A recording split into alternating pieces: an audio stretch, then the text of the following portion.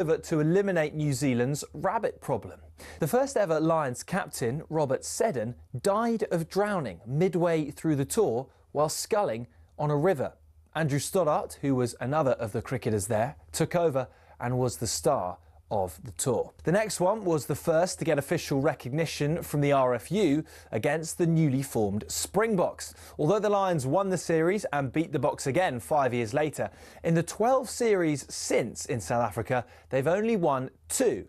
New Zealand has proved an even tougher hunting ground, just a 1 series win for the Lions in 11 attempts, which came in 1971.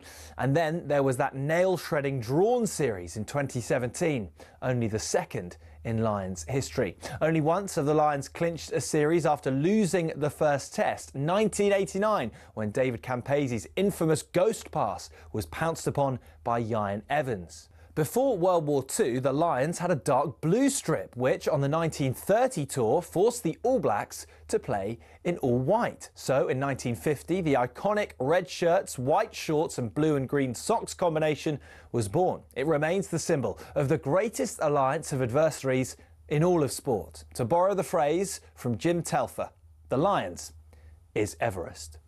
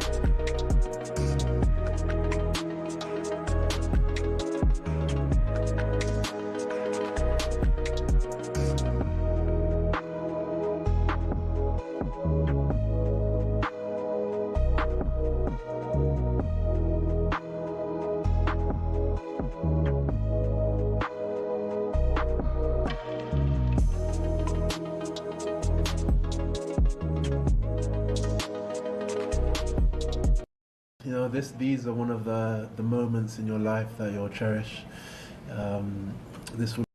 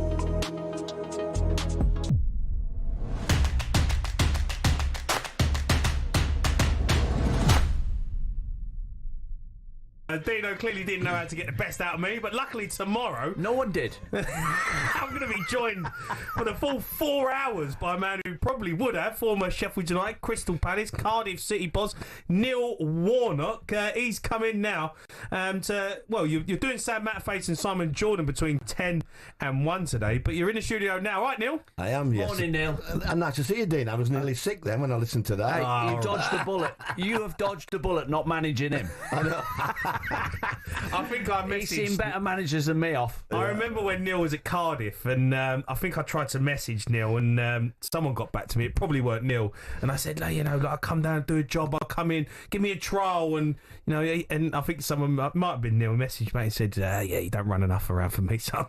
I went out on the pitch one night on my own at Molineux, and I just checked the centre circle. I thought there was an electric fence around the centre circle. He never Jamie moved. couldn't get out of it. No, I know. I was trying to work out why. Or he had his braces stuck in the net.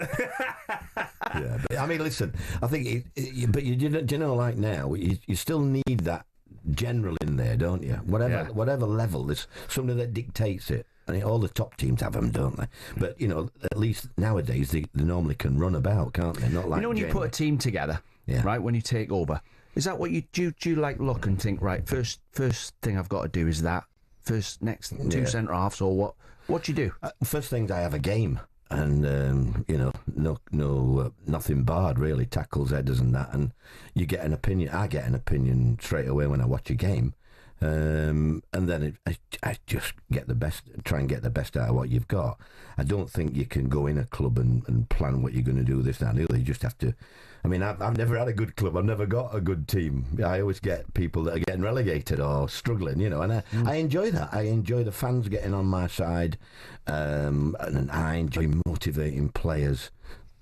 Probably making them better than what they were. I think that's man management's going out the window a bit now, isn't it? It's all data driven and computers and you name it. They've got that many staff now, haven't they? They've got 3 tiny bootlaces. I know it's gone ridiculous, really, and I think man management's forgotten. But successful, Dean, for me, is still the managers that man manage. Yeah. Not the ones that that take it all on board. I was told players to sign at Middlesbrough and places like that, and by data. And I went to watch the videos, and I remember one day I wanted a left back, and they said, I've got one. We've got one. Come and have a look. And within 2 or 3 minutes, I said, no, that's no good. He dived in on the winger, then he goes and fouls away. And I said, he can't defend. Yeah, but his stats are fantastic. He has so many headers. He wins so many times. I said, he can't defend. Are you listening to me? They're trying to get you to sign him. Yeah, and I'm afraid. Do you think that's what Man United have a bit of an issue with? You can't get away from the character test, right? The sniff test. Cundy says it. When you sign a player, you might look good, might score goals, your stats might be good. And what's he like as a character? Yeah, you get a feeling, don't you? Yeah. You get a feeling about. Can I rely on him? All my players, really, I want them in trenches with me. That's how I judge it, really. Because, like I said, I've never had a top side, so we've had to get by on.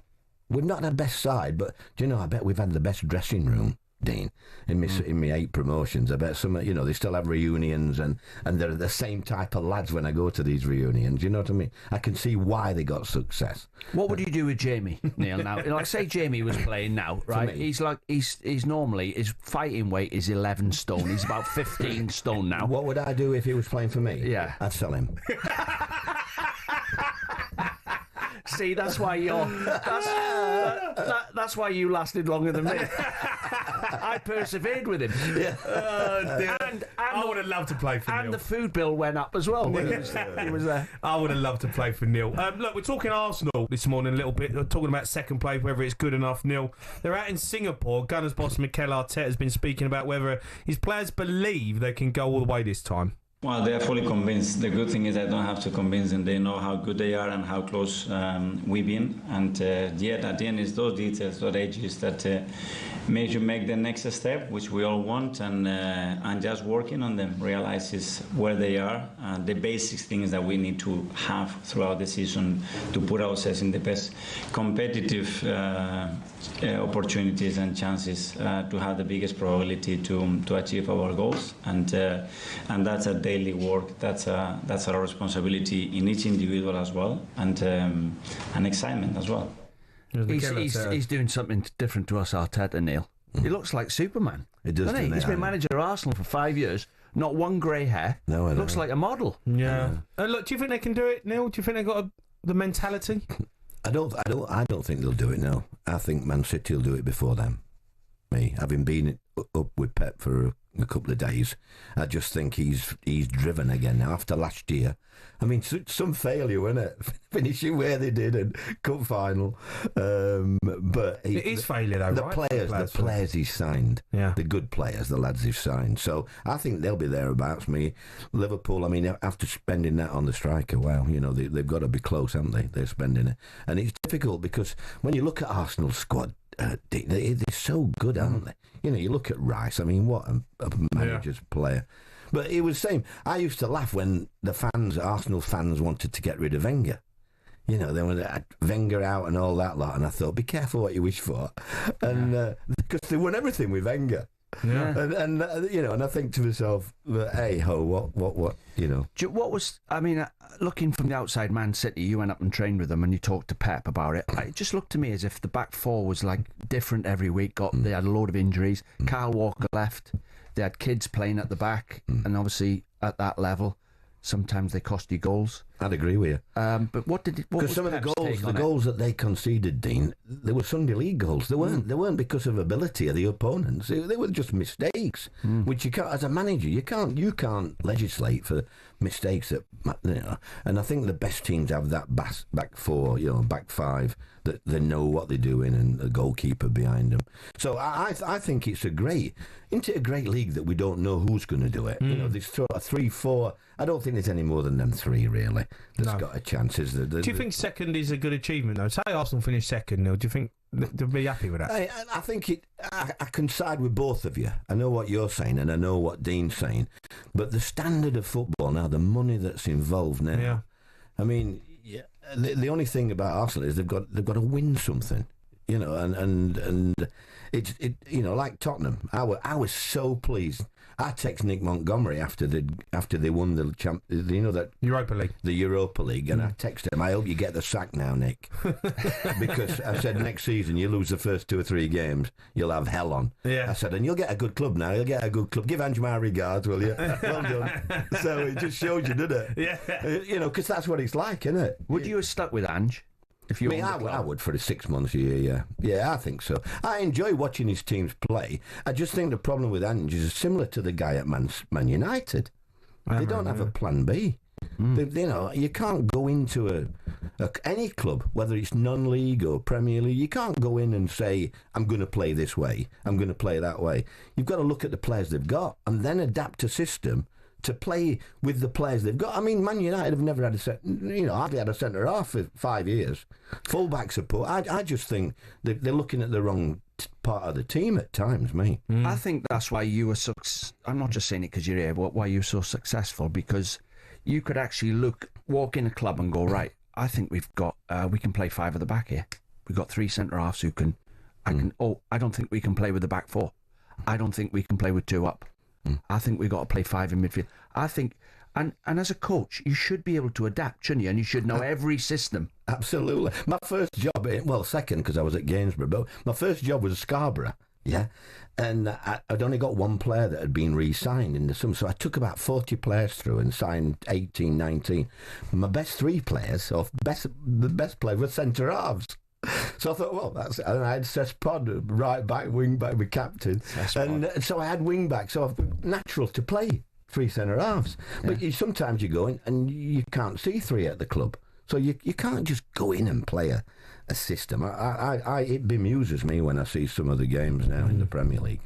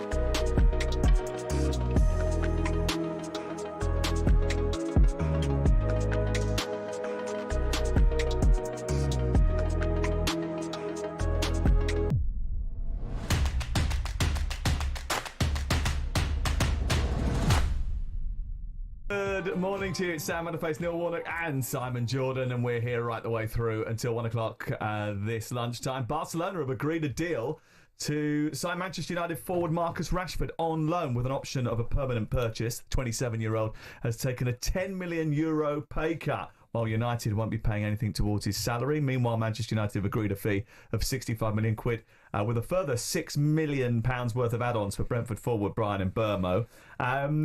Let's start, Neil. So many have tried and failed with Manchester United to try and turn them around. What are your thoughts on how Ruben Amorim is going about it? I just thought he started off... I don't believe you can go into a club and say, I'm going to play this system. I think you go into a club and look at what players you've got, and then think, right, I'll play this system to suit the good players that I've got. But he's gone in and said he's going to play three at the back and all this. And I don't think they've got three centre-halves. I don't think they've had three centre-halves for years. Or full-back's good enough to do what he wanted. So I think, they signed two decent players.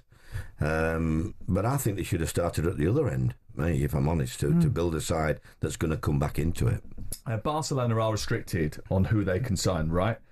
So let's be clear, this idea of Marcus Rashford going to Barcelona has only come about because Barcelona were told by La Liga they weren't going to get Nico Williams because they weren't allowed to invest money in transfer fees. Okay. So they can only sign players on loan and then specific salary marks at the moment. But what do you think they saw with Marcus Rashford at Aston Villa that made him sort of the target, a person that they thought could fit into a team that's also got Rafinha, Lewandowski, Ferran Torres, Lamine Yamal, Pedri, Gavi? How is he going to fit in there, and what's he going to do? They lost, didn't they lose? They've lost the left-sided lad. I can't remember his name now, but they've lost the left-sided lad at Barcelona, and I think they've got him in just to fit in there. I don't think he'll play up front, mate. Well, left-sided last season was Rafinha, and Rafinha got 34 goals and 25 assists. Lewandowski played through the middle, and Lamine Yamal's playing on the right-hand side. So he's a very fortunate boy. He is a very fortunate boy. I'm interested to see how the metrics of the analysis you just gave. How's he taken a €10 million pay cut when his central employer is Manchester United? So Man United have a contractual obligation. Whether it's offset by what Barcelona are contributing is what it is. But I don't really see how Man United have gotten out of their central obligation. Well, is it not because he's agreed to take a pay cut in order to be able to facilitate the move? Well, that would be interesting if he has indeed, because he's got a contract. So it would be interesting to see how they've... But he's desperate to go there. Well, yeah, because he wants to play next season in the World Cup. So I think that was one of the major levers that United had to pull. Everyone was sitting there saying, well, how's this going to work? He holds the cards. He isn't going to go anywhere that he doesn't want to go. The flip side of it was he was going to sit in the middle of nowhere not playing football. So I think they found a solution. I don't know how the mechanisms have been deployed to work out the fact that his salary can be sacrificed. I don't know how he's done a deal of variation on his contract. I'm assuming that he has. Barcelona must have some contractual obligations to buy him. So that must mean in a year's time. I don't just mean airy-fairy ones. I mean real ones. Yeah. Because ultimately, otherwise, United are achieving very little by saving 15 I think he'll have thought he's won the pools, mate, Rashford, because... to play for Barcelona, no disrespect to the clubs that he's been involved with, but it's like when you're a kid, you dream of playing at Barcelona. And I think he will have took a drop, whatever it is. I don't know how it works, like Simon knows more than that. But I think he will have said, look, I want to go there, whatever it costs me, I want to go there. Because to play at Real Madrid, Barcelona for a player like him, who's really on the fringe of everything, isn't he? He's got to pull his finger out now, hasn't he, really, and show the ability that we all know he's got. Well, we'll get Alex Crook on the programme in just a second, and he's going to sort of go through the mechanics of the deal and the one that's taking Brian Mbeumo to Brentford. But is there a possibility that by going to the Camp Nou, surrounded by bigger personalities possibly, that he can recapture his best form? How would you get the best out of him? No, I mean, let's be fair. The better the team is, the better you'll play. It brings you up to it. You look at the players they've got. He's going to get the ball in the right areas where he's good at, where he's potential. The last third, they get a lot of ball in the attacking half because there's so much on top, Barcelona, against the team. So he's got no excuse now. He'll get the ball in the right areas. Whether he can establish himself in the team is another thing when you look at the players that they've got, like you mentioned. Manchester United spent quite a lot of money. Mbeumo, obviously, nearly 70 million quid, and Cunha, they spent 62 million pounds on. Those deals maybe have add-ons as well, which have cost implications. Can they keep spending more? Because they still need more players, as Neil was saying. It all depends how they comply with the overall governance. I mean, we had this ridiculous conversation with Jim Radcliffe about 6 months ago where he came out with this absolute bag of nonsense about Man United were going to run out of money. We all know that was rubbish, absolute drivel, even their own account said it. And actually, quite frankly, he should have been held up by the New York Stock Exchange for being an influential figure influencing securities, because it was not an accurate statement.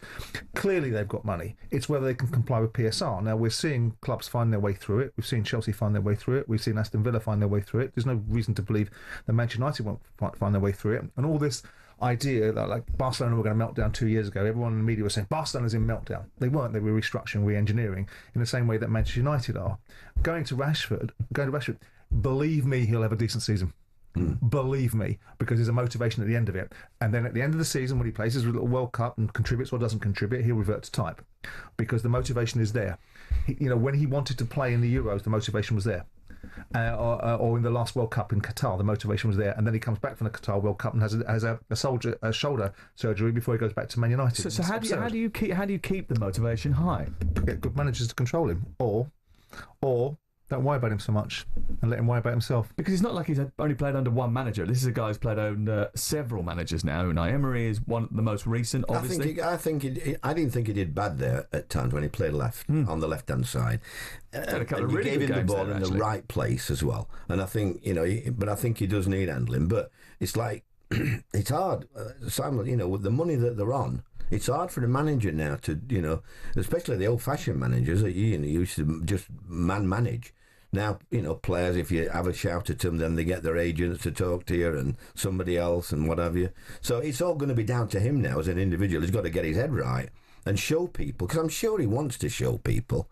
I thought Arsenal might sign him, me. I just thought, why not give it a go up front for Arsenal? Because, I'm not sure about the lad they're trying to sign.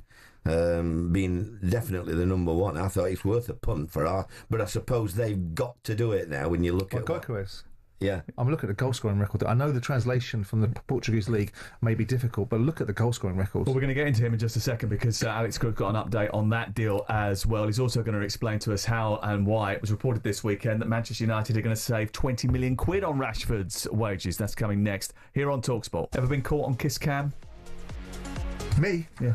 No. I'm glad you're asking him. It wouldn't defer to me.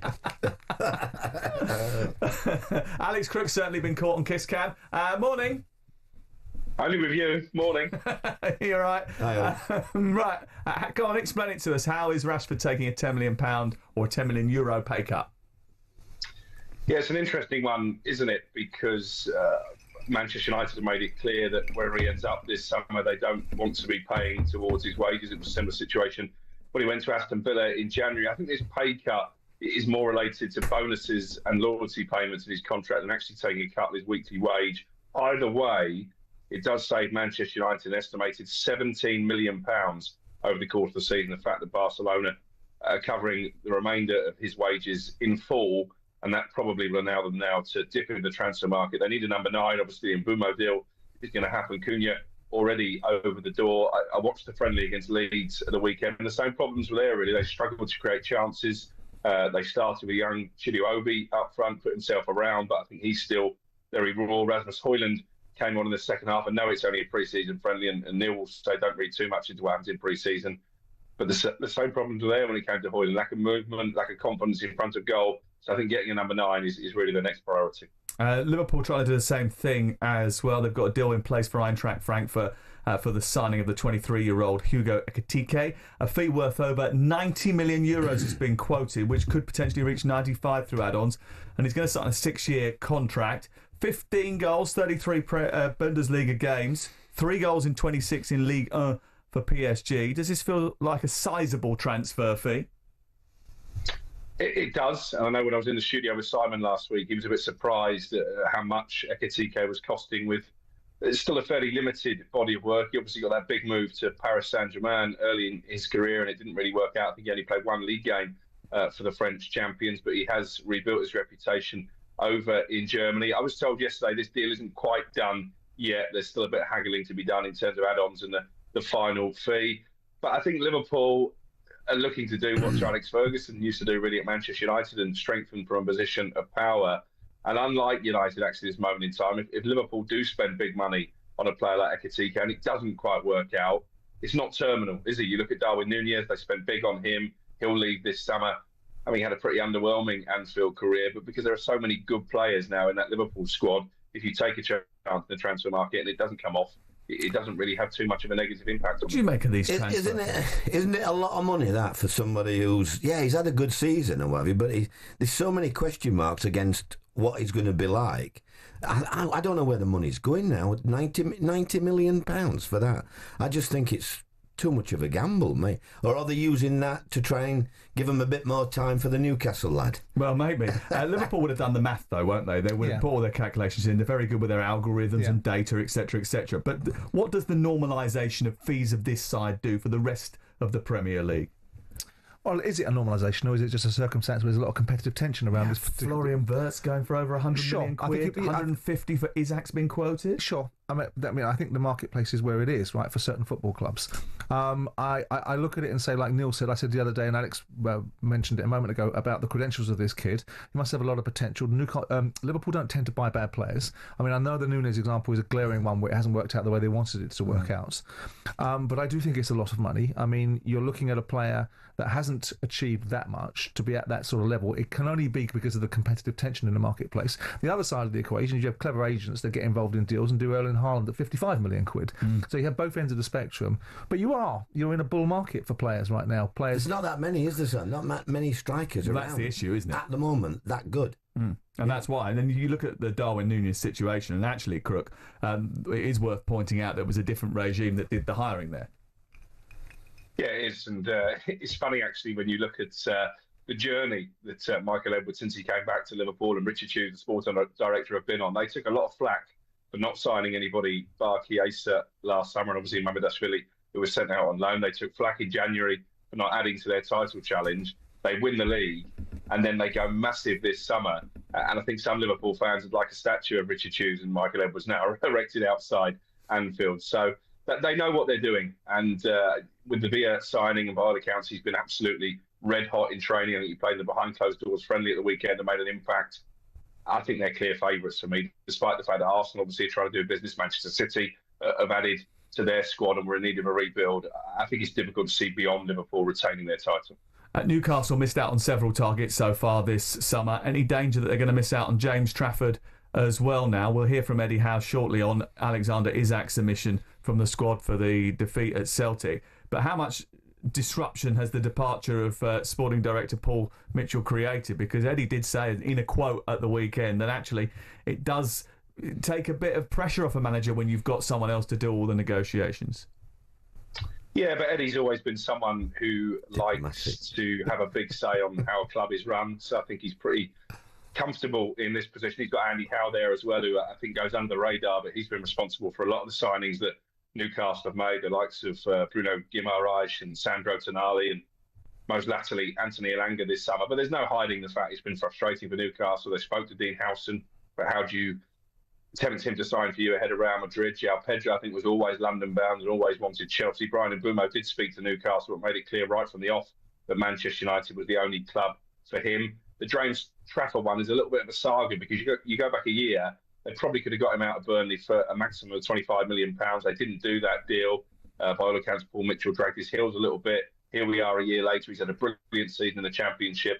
Burnley don't need to sell. They want to keep their players for their own tilt staying in the Premier League. And Manchester City have this £40 million buyback option that I think they're seriously considering capitalising on. Stefan Ortega could go in the opposite direction. So at the moment, this does look like another target that Newcastle will miss out on. And I think there's frustration up at St James's Park. They're trying to be ambitious, but because of the PSR rules and the fact that the Premier League changed the rules in the wake of the Saudi Arabian takeover, they're always going to miss out to those more established teams, the so-called Big Six.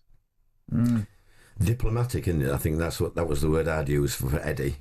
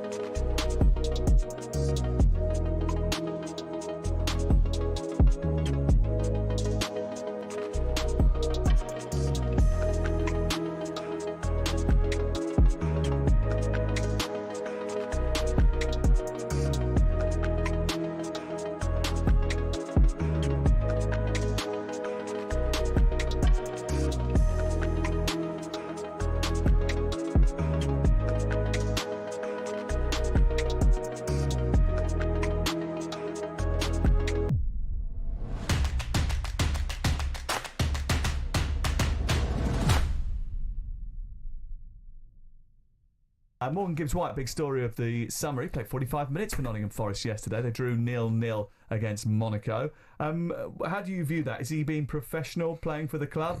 But from a club perspective, if he is off, could it be argued that actually he's taking valuable minutes away from players that will be featuring for the club next season? How do you balance that as a manager? I bet he didn't do many tackles. Really, if I'm honest. I bet it's difficult for it. I mean, he has to play to get himself fit, but everybody knows what goes on behind the scenes. So. Do they?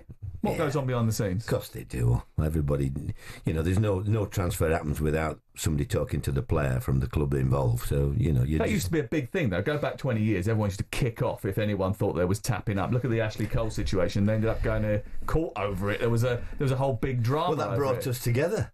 That story?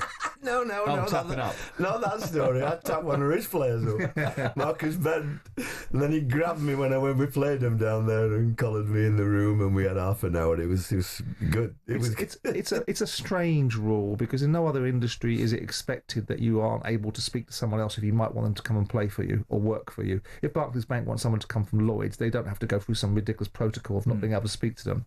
The reality of it is that the release clause has become an even bigger opportunity for agents now. The idea of a release clause was to protect both the club's value and also to perhaps protect players from being locked into contracts they can't get out of, like Erling Haaland engineered a contract which predominantly benefited Erling Haaland, because you bought a player for 55 million quid in an open marketplace would have been 150 million quid, and it engineered the opportunity for the player to get bigger salary and the agent to get paid. But the release clause now is creating hostage to fortune, because it enables people to be able to create a different marketplace by talking to clubs about what that release clause might mean, or suggesting to a club that's got a release clause, how about the release clause that we've got in here, which is 30 million, 40 million, 50 million, how about we hold it out for 60? If I can get you 60, will you split the deal with me and I'll split it with a player? It creates a whole raft of connotations and a whole raft of challenges. This situation with the circumstances around Marinakis getting very uptight about what's gone on there and how it's gone on, well, David Manasseh is Morgan Gibbs-White's agent. I would imagine if you've got information being given to Tottenham, there's only three sources it can come from, isn't there, really? It can only come from the club, which Marinakis is suggesting has nothing to do with him and certainly wouldn't allow anyone to be given that information out. So Marinakis' player is they know the value of the buyout clause? Correct. But So why? So why would you have one if it wasn't one? Marinakis is saying Because that it shouldn't be publicly. Yeah, because you've got that in writing. Because you're bound by confidentiality. Oh, right. There's a confidentiality. Now, because you've got to release a player, doesn't mean you've got. If an offer is at 60 million quid and then someone else comes along and offers you 65 million quid, you're going to want to take the 65 million quid offer, aren't you? Yes. There's certain obligations upon you to inform the player. Then a player has a certain obligation to be able to go and agree his personal terms within 5 days. Otherwise, offers rescind. There's a lot of trust there, though, that public figure is not. Well, that figure's not going to become public because everyone is going to make it public. But if you're bound by confidentiality, first and foremost, there's three people that will know. Yeah. The club, so the club are not going to tell anybody. The agent, who's bound by confidentiality, and the agent will be invariably being paid by the club, because the club will have paid him. If the release clause is close to the value of the player or the perceived market value of the player, then you're going to going to hit that anyway. Every time someone bids at the release clause, you're going to say, "Oh no, he tapped him up." Maybe they just bid that much money. The valuation of a player is very subjective, right? Absolutely. Who would have valued? So your argument holds no water. Of course it does. Because if you're bidding the valuation of the player and the valuation to you is very different to the valuation of the selling club, it becomes subjective. Now, Jack Grealish had a £100 million release clause. Nobody with much common sense thought that Jack Grealish was worth 100 million quid. You look at Erling Haaland, and you say, well, Erling Haaland in the marketplace was worth a damn sight more than 55 million quid. So that's just a bad release clause. No, it's a great release clause for the player. For the player. Yeah, but for the football club, it's a bad release clause. But the football club couldn't get a contract, perhaps, with the player unless that clause was inserted, right? So the reality of it is that the marketplace establishes a certain value, and release clauses establish another.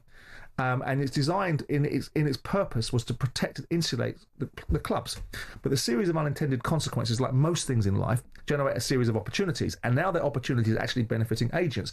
And what Marinakis is getting his knickers in a twist about is if it were the agent, and I'm not suggesting it was David, I'm just throwing it out there. There's only three people who could have known this. So how does it become, in fact, is it known? And could that have to be established? Well, that's the question. Might have been David's gardener. You don't know. If Marinakis is going to go after Spurs or after the situation, I don't quite know where he's going with this, but if he takes a formal investigation, phones will be gotten. People will have to explain to them, to one another, how they've got this information, if they have indeed got this information. But the reality of it is that you've got a player that will inevitably be leaving Nottingham Forest about where he goes. But it's an and obvious there's other parts of this defence, deal. When they put the 60 million value on him, he wasn't worth that. But he is now. But he's had a great season. He looks a good player. So he's benefited the club because how would you value him at this moment in time? When you look at the market, you look at Cunha going for £62.5 million. How much would you value Morgan Gibbs-White? I think that's a realistic figure. It's a realistic figure. That was. But it wasn't. It wasn't. That's why it wasn't. The club but wanted it is now. It wanted the figure in. But it's a realistic figure based upon certain circumstances. So, for example, there isn't a release clause, and the player's under contract for another 2 or 3 years. So, what's the market value then? Well, it's the same. It's Might be 60 million. 75, 90. It's then. not. What do you think he'll play? 75 million? No, but that's the market value. No, it's not. It's not. So the market value of this kid that's being bought for 90 million quid is based upon what? On Ekitike? Yeah. Potential, I would imagine. Based upon market value. Or but that's a slightly different position. The fact competitive tension. So if you haven't got a release clause, there's less number 9s than there are number 10s. So you've got a player now that's at Nottingham Forest with no release clause, right? And the market says he's worth 30, 40, 56 million quid. He puts a transfer request in or refuses to play or downs tools. All of a sudden, you've got a dynamic which is different to the market value because you're dealing with a whole different circumstances. Totally agree with you. So it's not black and white. My point is in this circumstance, the out if you are whoever it is who's bid the money, Tottenham Hotspur, is to say, no, we don't know anything about the clause. It's just the market value of a player of that calibre. And that's a legitimate argument in this case because that is about the market value of this player. But there is a reason why Nottingham Forest are jumping up and down and shouting foul, isn't there? Because they jump up and down and shout foul as a matter of course. I understand that. But if you're going to jump up and down and shout foul and make an allegation and then draw it into a formal conclusion, it means that you have to have something pretty substantive to do it with, otherwise you look like a fool. Well, maybe. Right?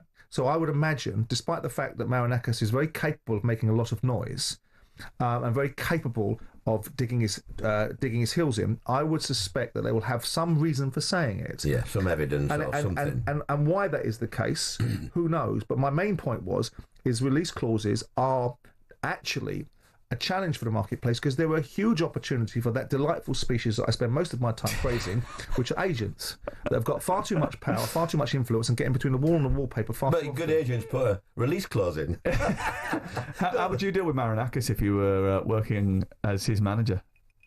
Don't get me involved in that. All right, ask somebody else on that. It's difficult. Hey, listen, I've had a few difficult chairmen. Don't keep looking at Simon.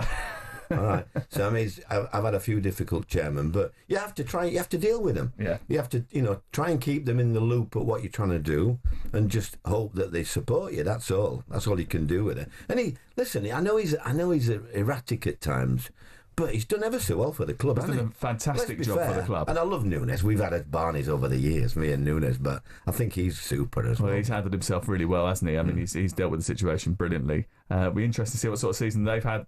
They have next season. They've already spent some money, but they want to keep hold of Morgan Gibbs-White. That saga still developing.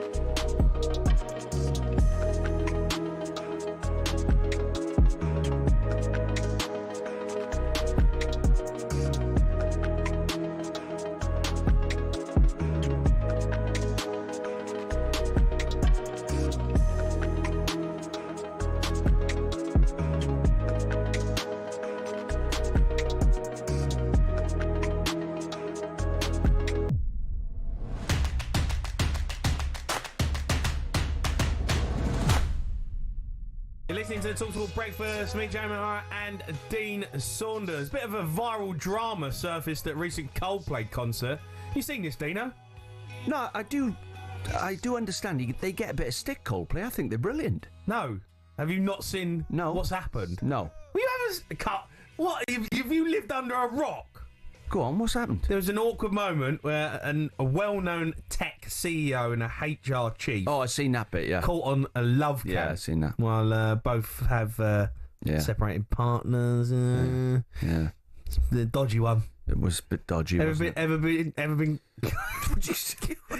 caught unaware? Are you on the wrong show? What are you thinking of being on? Well, I'm just, it's a bad reaction from him, was it? What's he doing? What are we talking about that for? Well, I'm just saying, it's there. Yeah, it's up to him what he does. No? Anyway. You want to Moving on. You want to move swiftly away from that, didn't you? Yeah, it's been viral. Rubbish. Yeah. Oh, he's had a stink to the boy. Yeah. Sam Allardy's back with us. Hi guys, the "Don't Take Someone You Shouldn't" line, by the way, was so good they should put that permanently in all scripts for all presenters to read.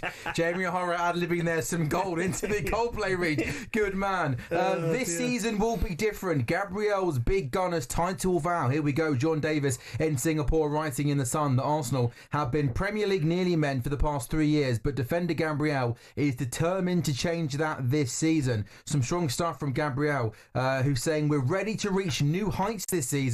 I've been in the club for 5 years and I've seen how much the club has grown. I'm here to win big titles and I do believe this season will be different. We've left a couple of titles slip through our fingers. We almost won, but this year things will be different. I have a lot of faith in that. So he's very confident, Jamie. They're ready to reach new heights this season. Can Arsenal reach new heights this season? Will they reach new heights this season? If they get Gyökeres, they've got a chance. What's going on with that deal? I mean, they're going to make that deal happen. How's that taking so long? Why is it taking so long? Just pay the money. Yeah. You need a striker. You've been after a striker for how many seasons, and you still haven't got Gyökeres over the line.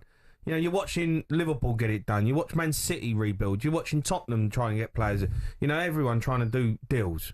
Come on, do you want to win the league? Do you want to win the league, Arsenal? Well, if you do, you need to get that deal done.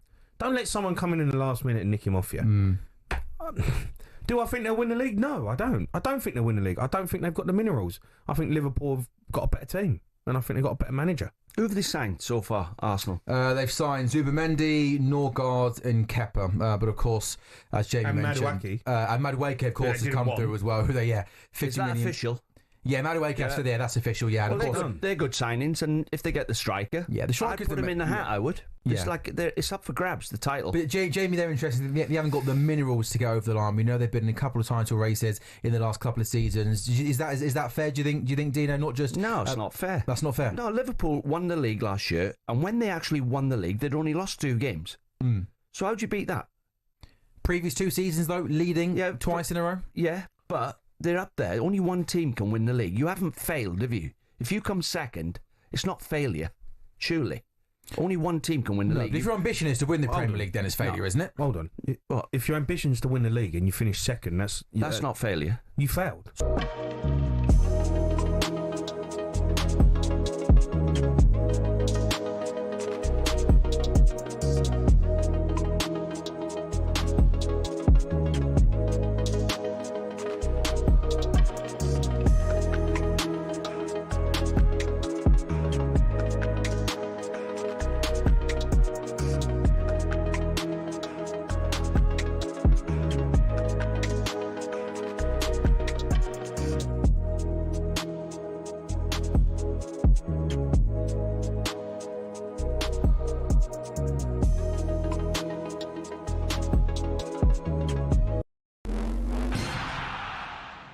The Lions. Real-life fantasy rugby. Bitter rivalries set aside in a quest to create the world's best team in weeks. There's nothing like it, but who on earth had the idea and how did it all begin? Incredibly, the first Lions tour was organised and funded by 3 men who played in England's first ever Test cricket match. Opening bowler Alfred Shaw, opening batsman Arthur Shrewsbury and captain James Lillywhite. The 1888 Lions squad then, made up of 17 English, 4 Scots and 1 Welshman and a Northern Irishman, took a 46-day boat trip to New Zealand before heading to Australia. The Lions weren't alone on the boat. Also on board were 300 stoats and weasels, who were brought over to eliminate New Zealand's rabbit problem. The first ever Lions captain, Robert Seddon, died of drowning midway through the tour while sculling on a river. Andrew Stoddart, who was another of the cricketers there, took over and was the star of the tour. The next one was the first to get official recognition from the RFU against the newly formed Springboks. Although the Lions won the series and beat the Boks again 5 years later, in the 12 series since in South Africa, they've only won 2. New Zealand has proved an even tougher hunting ground, just the 1 series win for the Lions in 11 attempts, which came in 1971.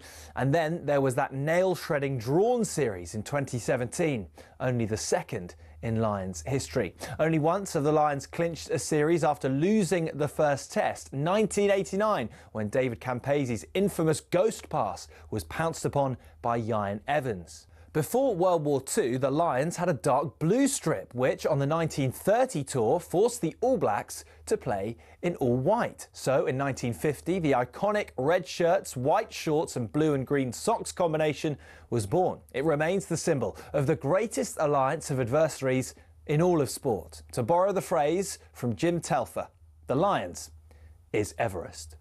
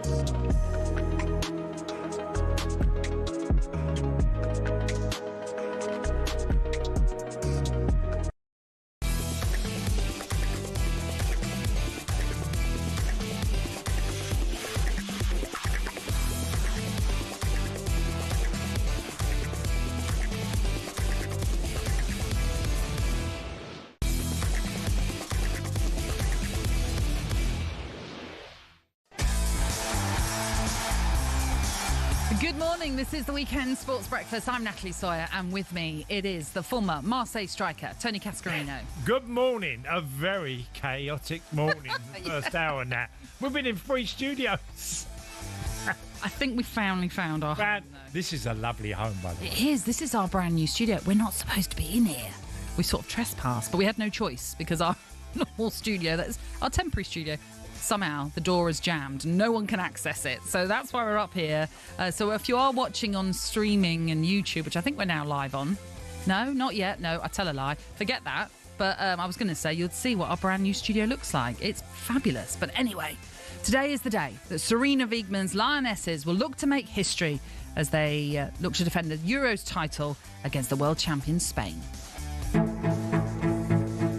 Kelly inside the box, and she pokes it home off the goalkeeper. And I live for these moments as a little girl, so that little girl today enjoyed every moment of that. Now time for another summer of unforgettable moments. This is a new moment, and before every tournament you experience different things. And Jiman!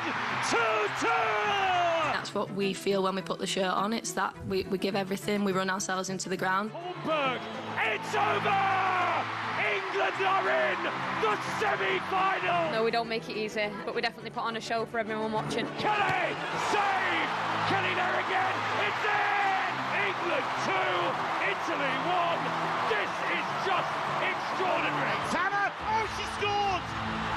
Berger beaten at her near post! And Tanner finds a way! I think England, I'd actually prefer to go up against Spain than I would Germany. But it's the world champion Spain, who are 1 game away from European glory. But England's Lionesses will have something to say about that. So, the question is, can they do it? We'll be crossing to Switzerland in just a moment, but we are live. We're streaming. Oh, we're streaming now. We're on Good. YouTube and everything. I So, can't yes. see me now. I know you can't. I can see myself. I look absolutely fabulous. No, it's beautiful though, this studio. The lighting is lovely, Yeah. I must say. But I digress.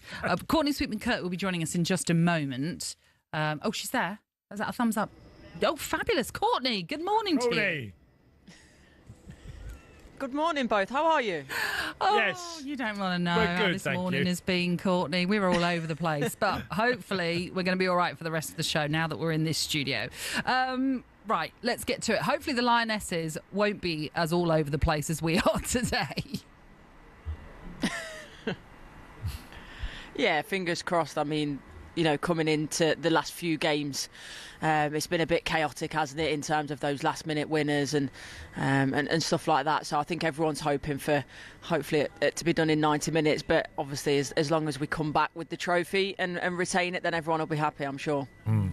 Well, I was saying to Natalie earlier, Courtney, that one thing that's concerned me and Lauren James is, look, we see this so often in sport, and especially in football, where players put their hand up, they're fit, and the medical team give them the backing. And just keep your fingers crossed that she makes it through the game, because, of course, it's a massive, important game for her. But we see so often that players come off injured in these type of games as well. Yeah, and I think obviously that was sort of the issue in the semi-final. She picked up a little bit of a knock, and you know well, Cask, in terms of the way that your body reacts when you're coming back from injury. So those little ankle rolls that maybe if you're, you're fitter, you can get over it quite quickly. Whereas obviously when, like Lauren James, you're coming off the back of the injury, you're a little bit less robust. And there's, a few players in the squad in terms of Lauren James, we mentioned, Georgia Stanway, Lauren Hem, Alex Greenwood, that have been coming off periods of a long layoff due to injury. So yeah, that is a bit concerning. Obviously, Lauren James was out on the grass yesterday, which is a positive, but how fit she is obviously remains to be seen until today. So tell us about the journey that the Lionesses have been on in terms of, Courtney, the fact that it looked as though there were a couple of times where they could be heading out, even in the early stages of the group campaign where they lost to France and they just weren't at their very, very best. How on earth did they reach this final? Honestly, I mean, it's a fantastic achievement. How they got there, on paper, they probably shouldn't have when you look at it, the way that it's been done. Obviously, like you say, the loss to France, then they sort of finish off the group on a high with big wins against Netherlands and Wales. But again, in terms of the latter games, Sweden... especially Sweden was the one for me where I thought there's absolutely no way we're getting through this. I think only 3 penalties out the whole shootout are actually scored by either side. It was chaotic and so poor. And then again, Italy leaving it so late.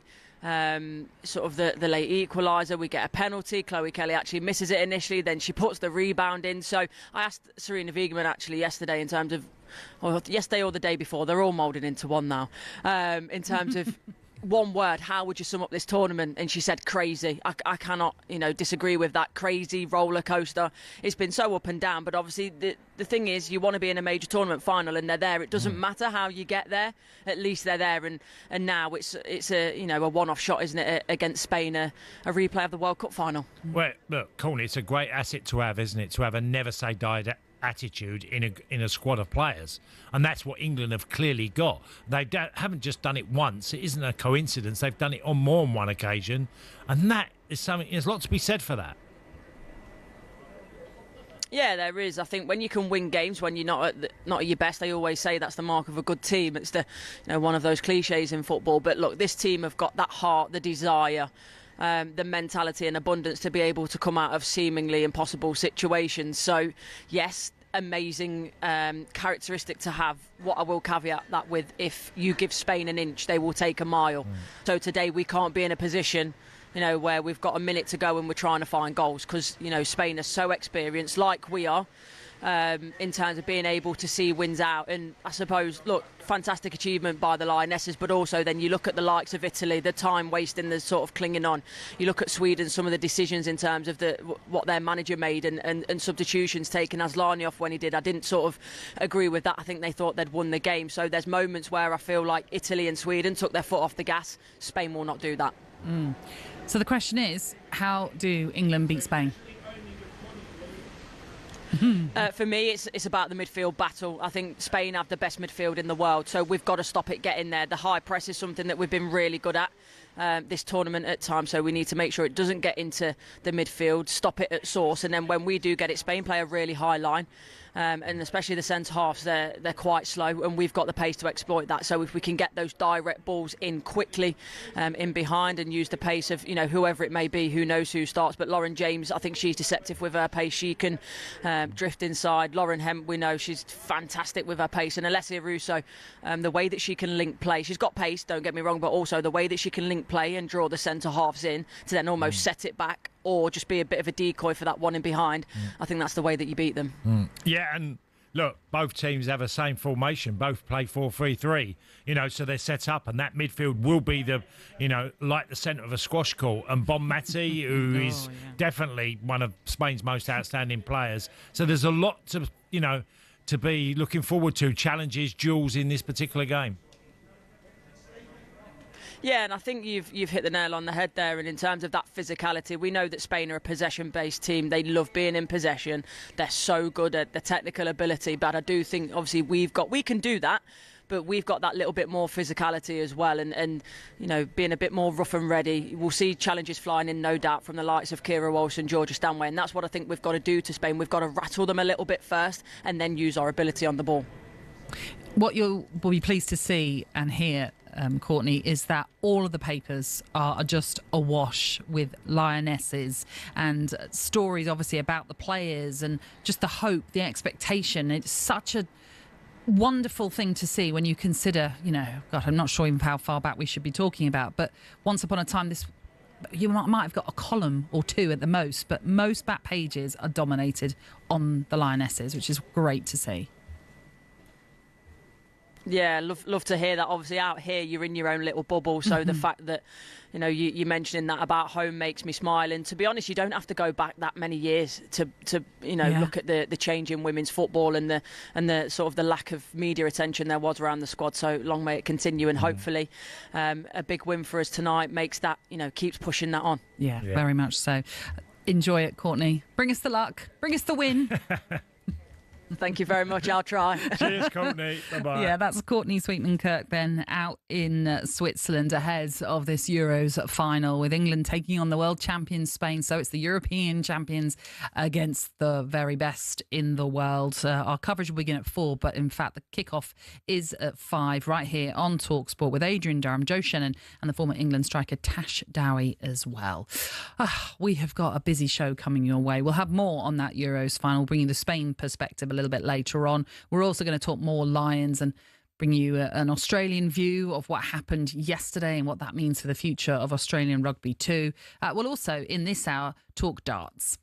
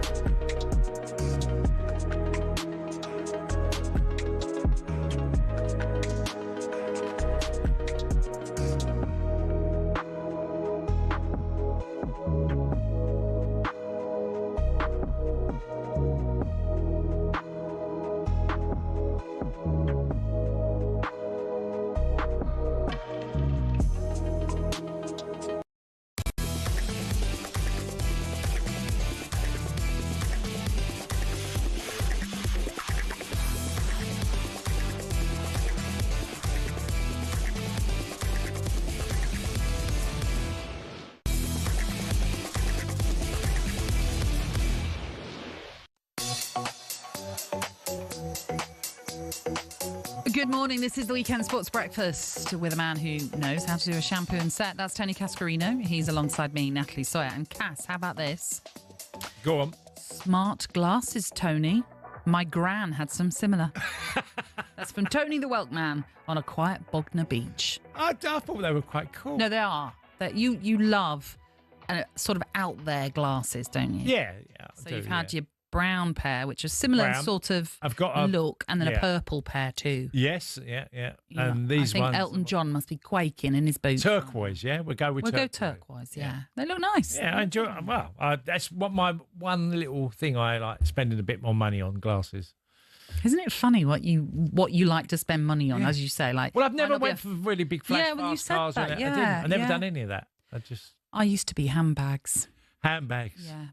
The mulberry variety, but I've been calm down. I've suddenly realised I've been spending a bit too much money on bags. Don't need to do. We all have our thing, don't we? We do. Yeah. Right, shall we go to the papers? Yes. What's your story for us? This is a great piece by Jonathan Northcroft, who has done why the best strikers are from Scandinavia. And obviously because we've seen with the Premier League, we've got Isak at Newcastle, we've got Gyökeres joining Arsenal, and we've got Erling Haaland. Yeah. You could put Strand Larsen, Norwegian. Yes. So, we're looking at all these strikers and in the piece, and it's very detailed, as you'd expect from Jonathan. He talks about someone that I don't know personally, but I know of, is Brian King, the former Millwall goalkeeper and legend, because he's a legend in Scandinavia in the scouting circles of how much of how many times and that he's brought players over at certain different times. He brought Erling Haaland to a trial for Everton when he was 16, right? And he was asked about the strikers and why Scandinavians are producing so many Scandinavian strikers at the top quality in the last sort of decade or so. And it's about freedom as players, and also the Pep Guardiola effect, as in strikers had to become more technical. And I sort of get it. If one, the freedom to go and train and not have no fixed position, but you train to improve yourself technically. But because of the way Pep's Barcelona, and we're going back a couple of decades ago, and every player in every position had to be technical, why would you get an exemption for being a centre forward? You had to become technical. And if you look at, maybe not so much Haaland, but if you look at Isak, who's very technical, Gyökeres I think is a technical centre forward as well.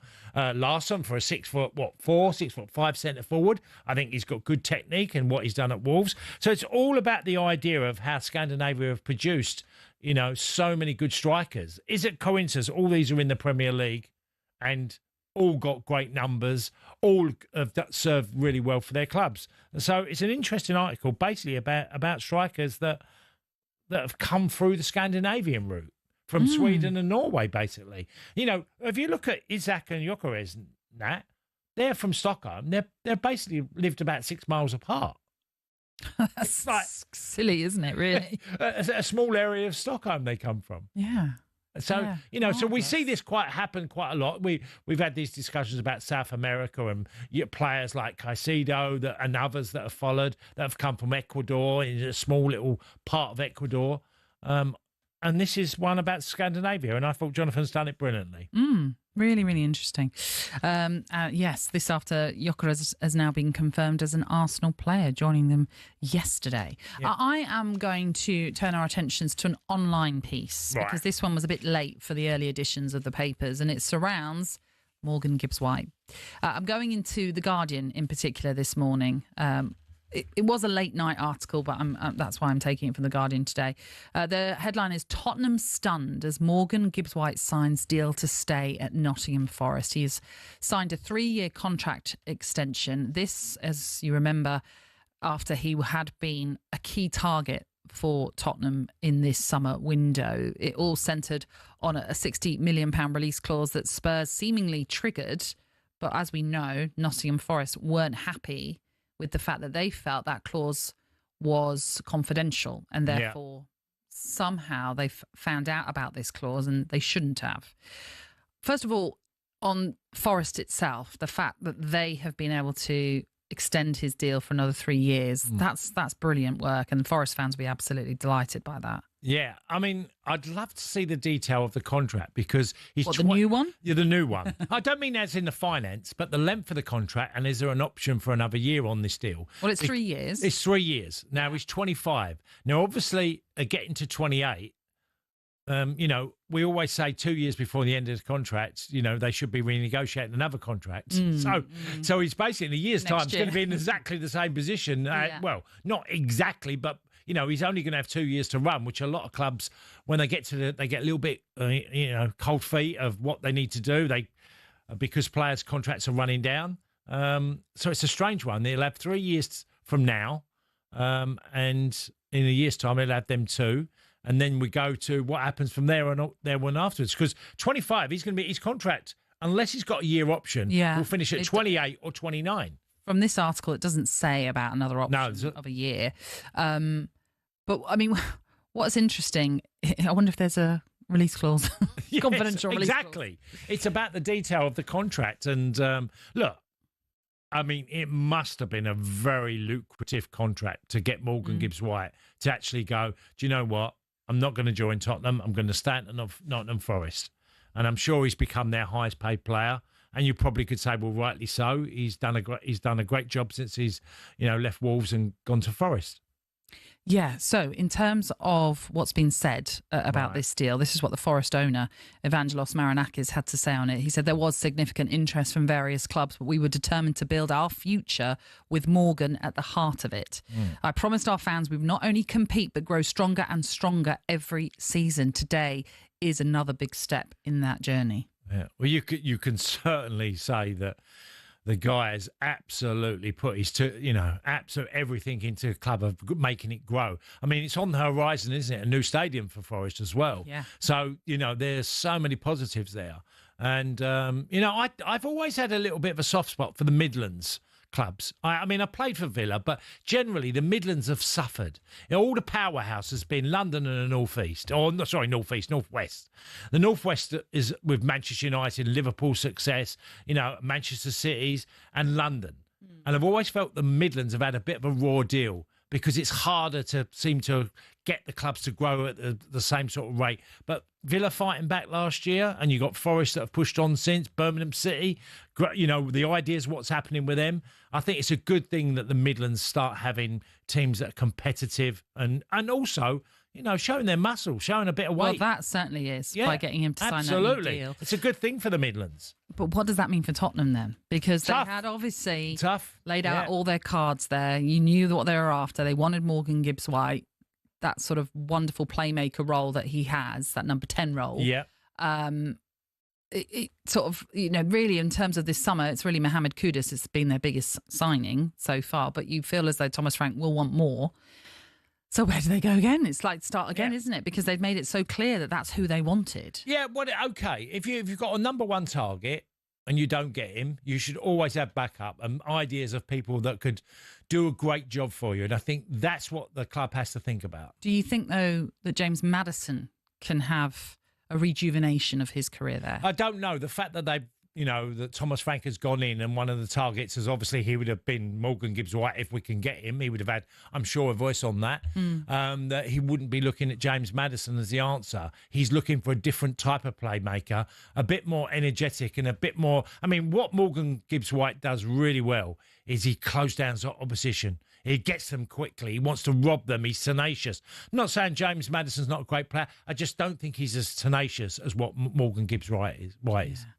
It was talked about. There was suggestions that they were in discussions about extending that deal for Morgan Gibbs-White. But as I also mentioned, there were a number of teams that were really interested in bringing him to their team. So it is a bit of a coup that they've got this done, and is a sort of great message, a great statement of intent by Forest that, you know, to keep hold of one of your star players, massive in itself, but it just means they're just going to want to build after what was a fabulous season last season, getting European football like they have as well. It just goes to show that Marinakis is putting the money where his mouth is, because he's saying he wants to build on this team. You know, do you think Forest can have another standout season? I think it will. If they can even get close to replicating what they achieved last year, will be a massive plus. I like the idea of keeping a lot of their team together. Yes, they've lost certain players. I think Chris Wood's going to have another incredible season. And that's why I think they've been linked to another striker, because they'll be very reliant on, Chris Wood. It's very hard for Chris Wood to be as good as that again. At 35, 36 years old, he's done brilliant. Yeah, but I still think they need another one in up front. And Wanye had loads of injuries last year, but I could see them signing another centre. Well, Johan Wister's been a player that's been with Forest a couple of times, not just in this window, and we await to see what's going to happen with his future, with Newcastle also said to be looking at him, Tottenham likewise too.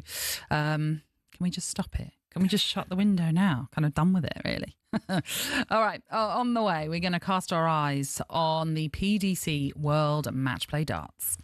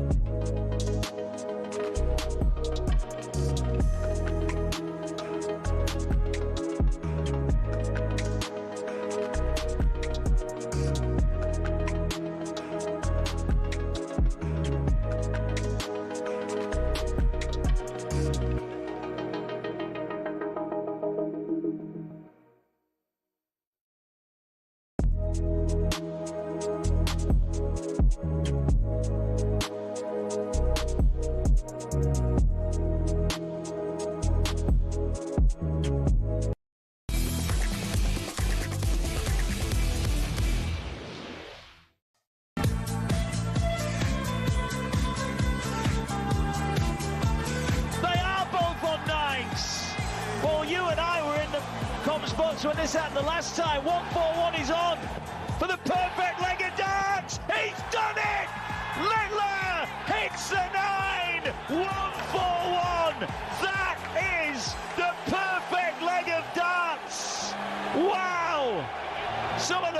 darts in a business like Sid Waddell, Dave Lanning, John Gwynn. They didn't see darts like this. This is history-making stuff. A very good morning to you. This is the Weekend Sports Breakfast. It is the former Nancy and Red Star striker, Tony Cascarino. I know you don't like me to say Red Star, do you? As I said it, I thought, I shouldn't have. Well, I didn't really play for them. No. I mean, I had one game. It says 2 on Wikipedia, but it wasn't. It was 1. Was it 1.5? Do you think it's a half? Is that where they can help? One. All right. Let's just go former Nancy striker Tony Cascarino then, who is alongside me, Natalie Sawyer. We're taking you through until 10 o'clock this morning. And yes, a fantastic night was had at Blackpool's Winter Gardens yesterday. I'll tell you what, those who have been in attendance have really enjoyed the darts. Luke Littler hit a perfect 9-darter in a comeback for the ages, beating Josh Rock 17-14 to book his spot in the World Match Play final. The 18-year-old was 6-1 down before producing what's being talked about as one of the greatest legs in the tournament's history. It was the spark he needed. From 8-4 behind, he powered through to win, averaging 107.5 and hitting 15 maximums in a record-breaking match. He will face James Wade in tonight's final after he came through to beat Johnny Clayton, edging that one 2018. It's been fantastic, the darts. Let's bring more on it as we're joined by, as part of our team, Paul Nicholson, who's been watching it all unfold in Blackpool. How are you, Paul? Hi, Paul. Good morning, guys. We're feeling a bit tired after the last 8 days, but boy, last night was worth every single minute. It was one of the best nights we've ever had in Blackpool. Yeah. Well, Paul, I've got to ask you because, look, loads has happened to Luke Littler in the last couple of years. But as an 18-year-old and he's 6-1 down, and you're thinking resilience at such a tender age to not fall apart and find a way of actually getting past who was obviously Josh Rock started brilliantly, but to find that way and then lift his game, it says something about him as a person, doesn't it? Yeah, I think, Tony, you're absolutely right. It's the second time this week that he's been 5-0 down at the first break and he's won both games. So I think this week we're starting to learn a little bit more about Luke, and everything we're learning is astonishing because he seems to have this resilience. Now, he's only 18 years of age and he wasn't even born when James Wade first made the final in 2006, which is kind of ridiculous to think about, but that's what's going to happen tonight. But I think what Luke is learning about himself this week is just how much he wants this title. And yes, he hasn't won it before, and he's ticked a lot of things off his list over the last 18 months. But we're seeing someone who genuinely wants to be world number one, genuinely wants to be the best that he can be, and no matter how well people play against him, he seems to be able to find another level to beat them. Josh Rock has played the best darts of his life this week, and he's been stopped in the semi-finals after playing out of this world. So Josh deserves a lot of credit for pushing Luke to this degree. But there were people in the Winter Gardens last night who were leaving the venue saying, I paid this much for a ticket. I would have paid 10 times as much to see what we saw last night. Yeah. I mean, look, there are very few chinks in the armour when it comes to Luke Littler, but you mentioned it there. He's just 18. You know, he's exceptional at playing darts, but there's one thing at being exceptional at something and having that talent, but to also have that mental capacity to be able to come back, as he has shown numerous times, that in itself is pretty special. It is, Natalie, and I'm speculating in my own mind and talking to my colleagues like Ian Danter and Mark Wilson and Chris Mason all the time about where's this come from? How has this started? Where has it manifested from? And I just think, is this from computer games? Is this from how things were at school for him? Has it come from his parents? I think this is something eventually that we're going to have to speak to him about, because I think we all want to know how he's doing it, but it's so great to watch, because even when he's in trouble, and he was in trouble against Gary Anderson in the Grand Slam of darts last year. I think it was in a best of the 31 match, and it went to the 31st leg, but he beat one of the all-time greats. And last night he's beat someone who's at the peak of their powers, and it just seems to have another gear that a lot of people have never had. Yeah, you could make the same accolade to James Wade in a different way, because he suffered away from the hockey. He's had his issues, but he's shown an incredible amount of resilience again to get to where he's got to? Because most people who are involved in darts over the last decade wouldn't have thought that James Wade would be where he is today. Every time we think he's done, he seems to bounce back. And losing his place in the top 16 over the course of the last 3 years, we thought, is this going to be one of those periods where he just sits between 16 and 40 in the world and he can support his family a little bit more and have a nice little swan song over the next 10 years? Yeah. He might not say so, but at one point he's looked in the mirror and said, I'm not having this. I know where I belong. And he's been saying all week that the press don't give him enough credit for how great he's been. James is not actually being truthful there, because if he listens close enough to some of us, we know how good he's been. We know how good he still is. And in this tournament, he has proven it, because it's fair to say that he's never played a match play this well, even when he's won it in 2007. Right. Yeah. Paul, also tell us about the 9 darter, because I know it's probably so, oh, he got 180, but tell us about the moment in the game he gets that 9 darter, because obviously it has a big effect sometimes, a 9 darter, on the opposition. It does. I think with a leg like what we saw last night in leg 8 with Littler against Rock, the audience were in genuine shock, because a lot of the people in the audience, they play darts themselves, and some of them might be pretty decent, but then they're captivated so much by the stage and they think, this is supposed to be hard.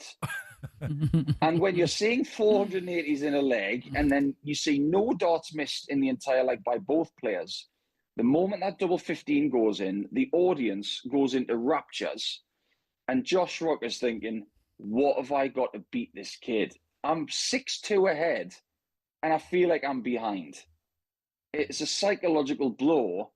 I know that Rock was able to withstand it for the short term, but in the long term, it was just too much for Josh to handle. I mean, for most human beings, a performance like Littler's last night would have been too much to handle. But I'm so privileged alongside everybody right now just to be able to witness what we saw, because he's doing things that we could only dream of. So both have had their challenges in the sense of having to come back to get to this final in this tournament. Are we going to have another dramatic night then, do you think? Is the league going to change hands several times? It's very easy to sit here, Natalie, and say that tonight is going to be the greatest final of all time, but they've got a massive act to follow, considering what happened in 2018. Gary Anderson beat Mensur Suljovic 21-19 in extra legs. That is the first final that TalkSport and TalkSport 2 ever covered here at the match play. Now, if it's better than that, I will hold my hands up and say, please just bring us back every year and give us that. There's no guarantee that we're going to have a final of that kind of magnitude, but if we do, then I think everybody will need a lie down for the next couple of days, because this weekend has been up the scale good. Well, we can't wait for it. No. It's going to be brilliant. Great stuff, and you're going to be there, Paul. Thank you very much for being with us this morning. Thanks, guys. Cheers. Great to have you with us. Paul Nicholson there, part of our team then in Blackpool for this PDC World Match Play. You can listen in to Littler against Wade. The final's at 8 this evening. Coverage starts at 7 on TalkSport 2. We also have live commentary of the Women's World Match Play from 1 on TalkSport 2. We've got a little bit of time just to... Can I just add one point on this, Nat? If you go back a few decades, right, and you'd said darts will be on radio and it'll be spectacular, and you'll have the women's darts on radio as well. We'd have all said, how did we get here where darts is so popular? There was a moment, where, and I say it because it happened with poker, where poker wasn't being televised, and ESPN took it on because the ice hockey players went on strike. Right. And it got played on ESPN. And as a filler, as a filler, yeah, exactly. Yeah. And poker's boom just soared in, and they got incredible numbers. But to even think that you can put darts on television, you can visualize everything, but darts. And I've listened to the boys. I've listened to them when I'm coming back from a trip and listen, and you're absolutely caught up in it. Yeah, what's the drama that sometimes radio can provide that's just incredible. It's going to be a fantastic night, I'm sure of that. So you'll be able to tune into our TalkSport network as we bring you, as we mentioned already, that final, but also the Women's World Match Play 2. I wanted to just get to a couple of messages, in particular this one, actually, from Big Vern. When we were just talking about Morgan Gibbs-White, he says, in the age of player power, it was nice that Gibbs-White carried on professionally, went on tour, and didn't down tools like Wissa and Isak, he says. Yeah. I mean, it's interesting what's going on. Obviously, we know that Isak didn't head out to the Far East with Newcastle, and that's because he's looking to explore options. Now, Wissa did go to Portugal with Brentford, but then, by all accounts, was sent back to England, obviously due to the nature of the fact that I think he was a bit unsettled with stuff that's going on. How hard is it when stuff's like that's going on? Okay, there's a line in the sand, okay, that you are, in my opinion, if you're under contract with a football club, one thing you can't do is go on strike. You can't turn around and But is this going on strike then, what you're saying with Wissa and Isak? Well, if they're refusing or say they won't play for this club again, that's going on strike. Okay. You know, I don't agree with it. If you might not get what you want, sometimes in life you don't, okay? But you can't go, oh, well, that's me, I'm not playing no more. You can't do that. You're under contract. So I always that's my first port of call, is that I remember, you know, I've been involved in, I tell you what, it's even happened in bonuses. Bonuses at football clubs. When you're in a new tournament, you've made Europe and it hasn't been, you know, written in the contracts of the players. If they've suddenly got qualified for Europe, no one had thought about it. It happened at Villa Park. You know, and there was talk of, well, if we don't get what we want, let's go on strike. And it's like, we can't go on strike. We are losing. No one's going to feel sorry for overpaid footballers, you know, that we are earning good living and we're going on strike because we felt we should have got a bigger portion of the money in Europe. I can remember that conversation happening. So saying you're not going to apply your trade to your football club who you're contracted to, I think you just can't go there. It's not on. So I would be, if I was advising these people, I'd say you can't do that, because people looking in will look and think, well, so if he don't get his own way at our football club, is he going to go on strike? I know we've got to hit a break. I always think that as well, but players always get signed up. There's always a club that will sign a player, regardless of their antics and behaviour. And I'm just talking in general, not on a personal level, as the player, more than what clubs do. I think it's your duty to act correctly in the morals, principles. I think it's important. Okay. Right, we're going to take a break. When we return, we'll focus on the Tour de France as it heads to the final stage.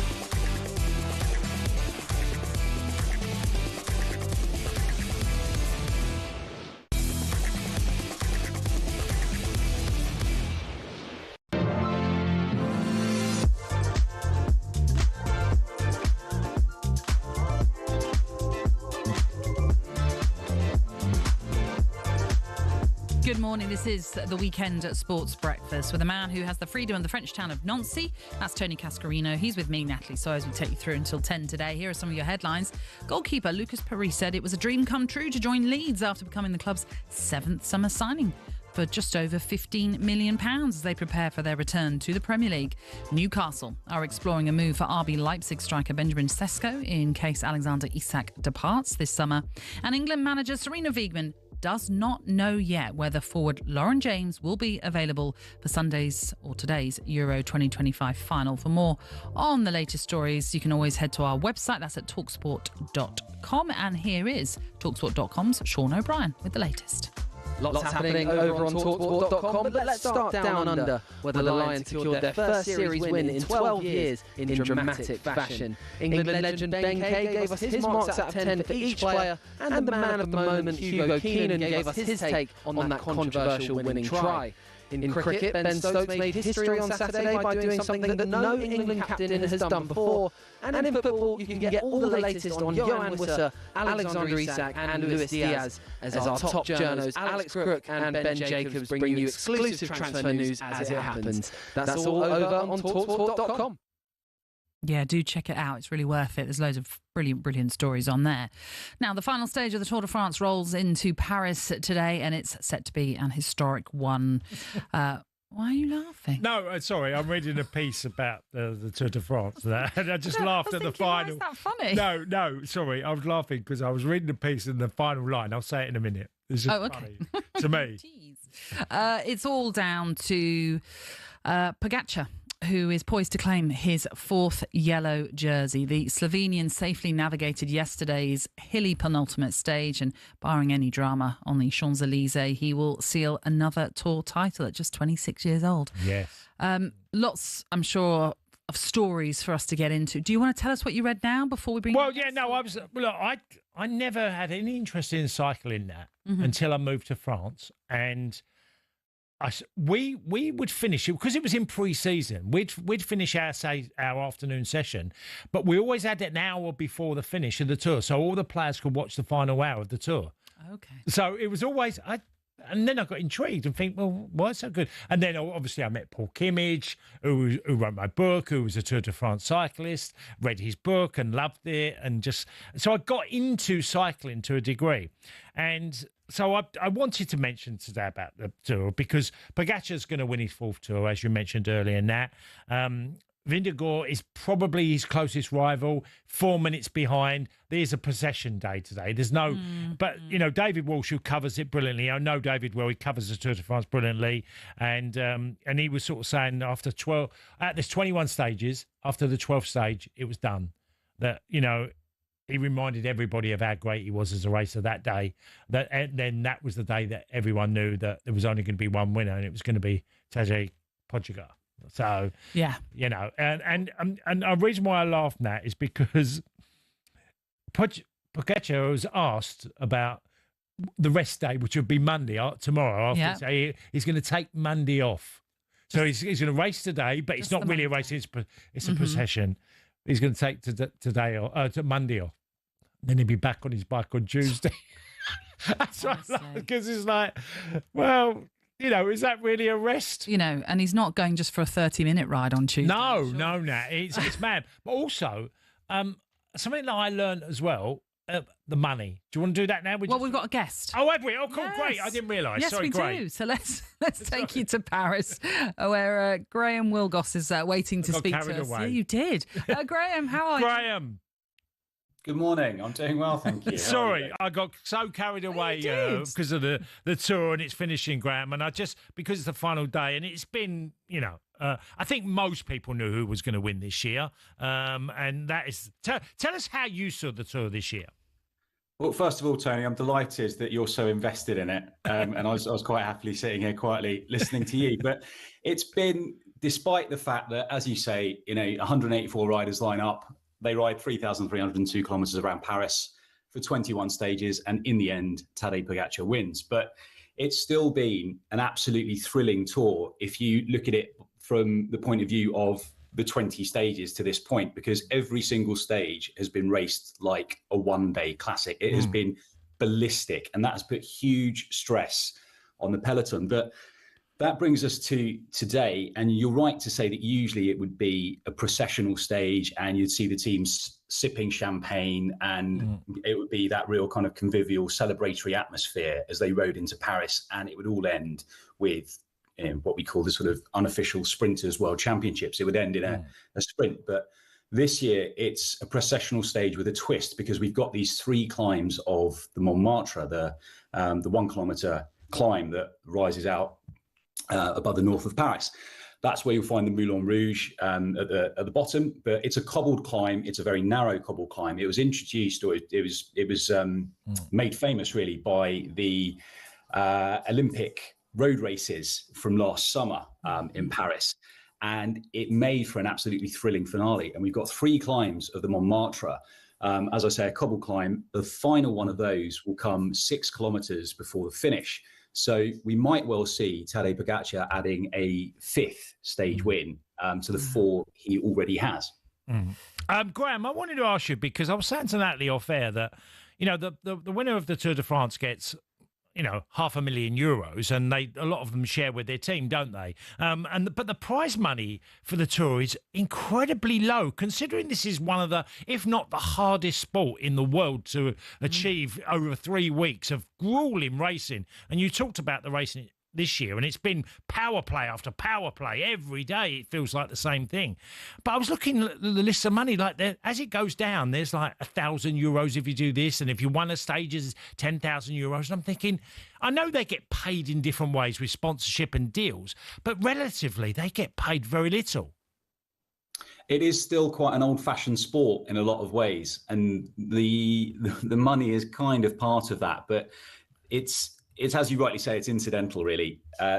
All of the riders, to a greater or lesser extent, will do fine with what they earn from their commercial endorsements or from their teams. But it's a funny old thing in that it's not really about the money. The money comes in other ways, but for 21 days of grueling riding, certainly like we've seen this year, you make a hard case of saying that they're getting value for money, particularly at the top end. Let alone, well, Graham, you could never turn around and say they're overpaid cyclists. You know, you could never, because they. I wouldn't dare. You were probably on more at Nancy. Yeah, don't. Something I just wanted to pick up on when you mentioned about this final stage, the processional stage, as it normally is called. You say this cobble climb that was made famous during the Paris Olympics. I mean, I was there in Paris. Yep. It was slippery on those cobbles. What's the weather like? That was obviously in part due to the fact the rain that hit Paris last summer. But what's the weather like today? Great question, Natalie. Yeah, it's forecast for rain. I'm in Auxerre, so I'm just outside Paris. I'm on my way, having driven sort of the best part of 3 hours last night after the end of yesterday's stage. If it does rain, that's going to make things very interesting. There's been talk of the stage possibly being neutralised, which will mean it will just come to that big sprint at the end. But it will certainly make things interesting. You know, that barring incident or accident line that Tadej Pogačar will take his fourth title. It's also worth mentioning too Geraint Thomas, who will come. It will be Geraint's final Tour de France. He lined up in 2007 as a 21-year-old. He was the youngest rider in the race for Barlow World. He's the oldest rider in the race this time round. So what you will usually find for a rider who's sort of as well respected as G is in the peloton, certainly in his 14th tour, his final lap around France, if you like, for Thomas the Tank Engine, he will sort of be given his due. He will be allowed to go off the front of the peloton on his own, possibly as the race gets to the Champs-Élysées for the first time, as a sort of final salute and farewell. Yeah, it's good. And one big thing as well, Pogačar fell, didn't he, and had an accident in the Tour during the race and survived a really lucky one. Could have easily been out the Tour, didn't he? So on a rainy day that they had in cycling, yeah. He did, yeah. And, you know, you've got to, over 21 stages, Tony, you've got to be lucky as well. Yeah. Well, hopefully cheers, Graham. Is with the Tour in general. Thank you, Graham. Thanks both. That's Graham Wilgoss then in France, looking ahead to that final stage of the Tour de France. OK, still to come, we're going to head to Madrid to bring you the Spanish side ahead of this Women's European final. And former Wallaby Matt Gitto will join the show later. Plus, we'll bring you the latest odds from Coral.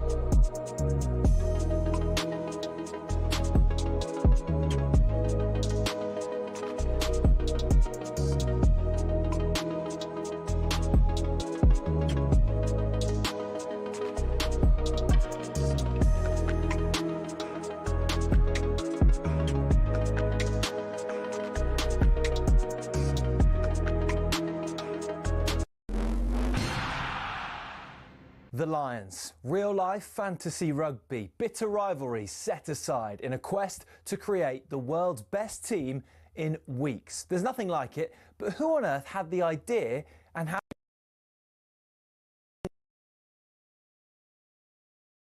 and funded by three men who played in England's first ever Test cricket match. Opening bowler Alfred Shaw, opening batsman Arthur Shrewsbury and captain James Lillywhite. The 1888 Lions squad then, made up of 17 English, 4 Scots and 1 Welshman and a Northern Irishman, took a 46-day boat trip to New Zealand before heading to Australia. The Lions weren't alone on the boat. Also on board were 300 stoats and weasels who were brought over to eliminate New Zealand's rabbit problem.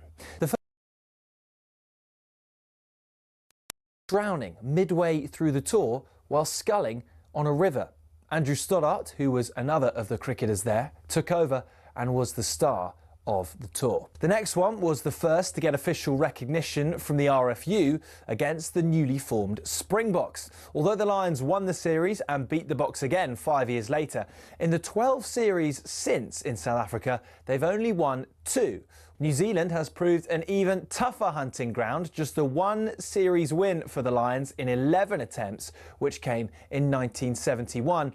And then there was that nail-shredding drawn series in 2017, only the second in Lions history. Only once have the Lions clinched a series after losing the first test, 1989, when David Campese's infamous ghost pass was pounced upon by Ian Evans. Before World War II, the Lions had a dark blue strip, which on the 1930 tour forced the All Blacks to play in all white. So in 1950, the iconic red shirts, white shorts and blue and green socks combination was born. It remains the symbol of the greatest alliance of adversaries in all of sport. To borrow the phrase from Jim Telfer, the Lions is Everest.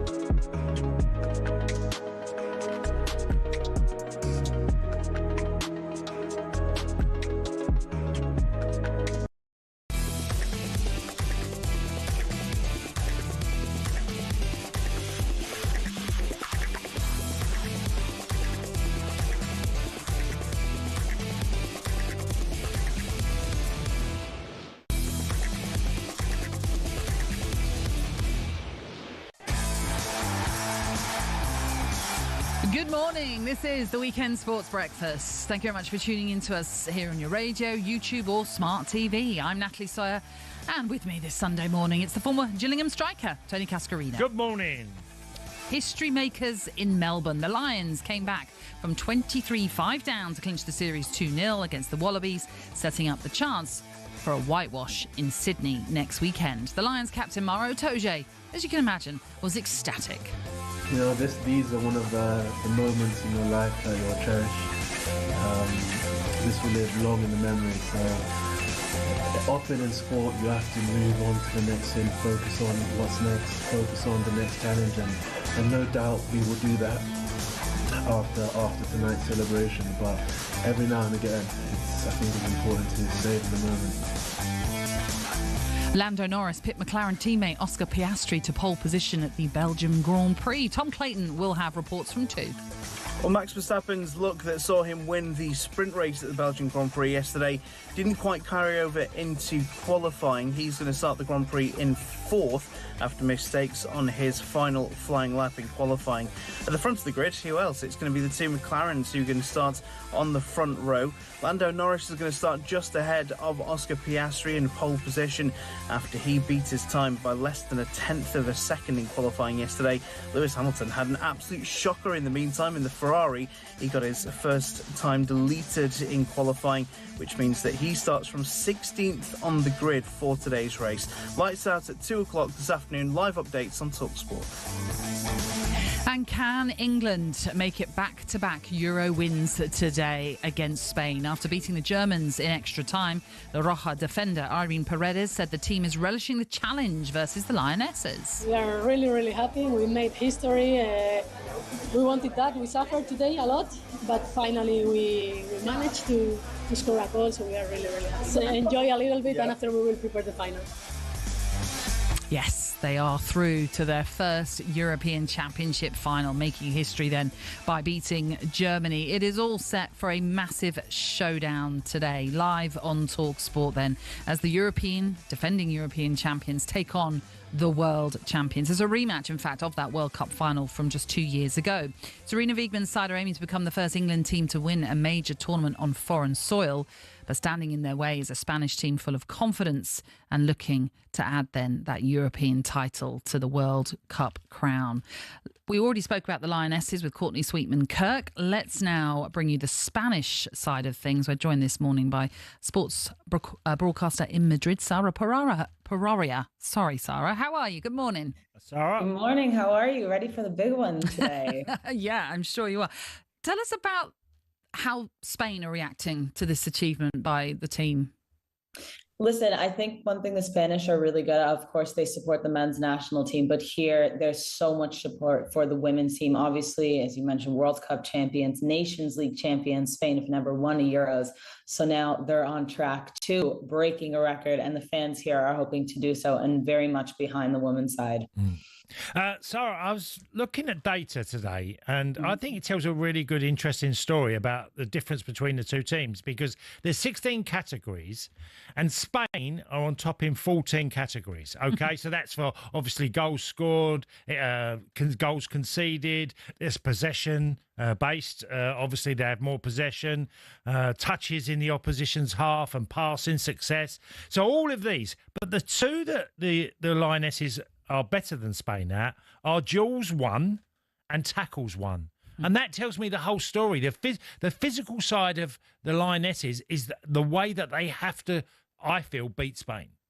Yeah, they're definitely a grittier side. They're also a little bit of, some of them are bigger girls than some of the Spanish. You know, when you look at the likes of a left winger in Claudia Pina, she's, 5'0", and she's tiny. So I wouldn't be surprised that England are going to have to look at this and look at the 50-50 duels and say, this is where we're going to have to beat them, especially in the midfield as well. So it's not surprising, but how do you contain a Spanish side when if you can try and contain one player and then another one opens up? And I think this is why Spain have been so dominant in this tournament, because they have such a brilliant side consisting of so many good players, as well as so many players that are scoring. They're scoring by committee as well, right? So it's difficult. England will have to use that to their advantage, but it's easier said than done, let's say, right? Yeah, absolutely. You're right. 100%. You know, all of these things that you say you can do, but the trouble is the opposition are exceptionally gifted and technical and have dominated. You know, they haven't lost a game. They've only been behind once in the whole tournament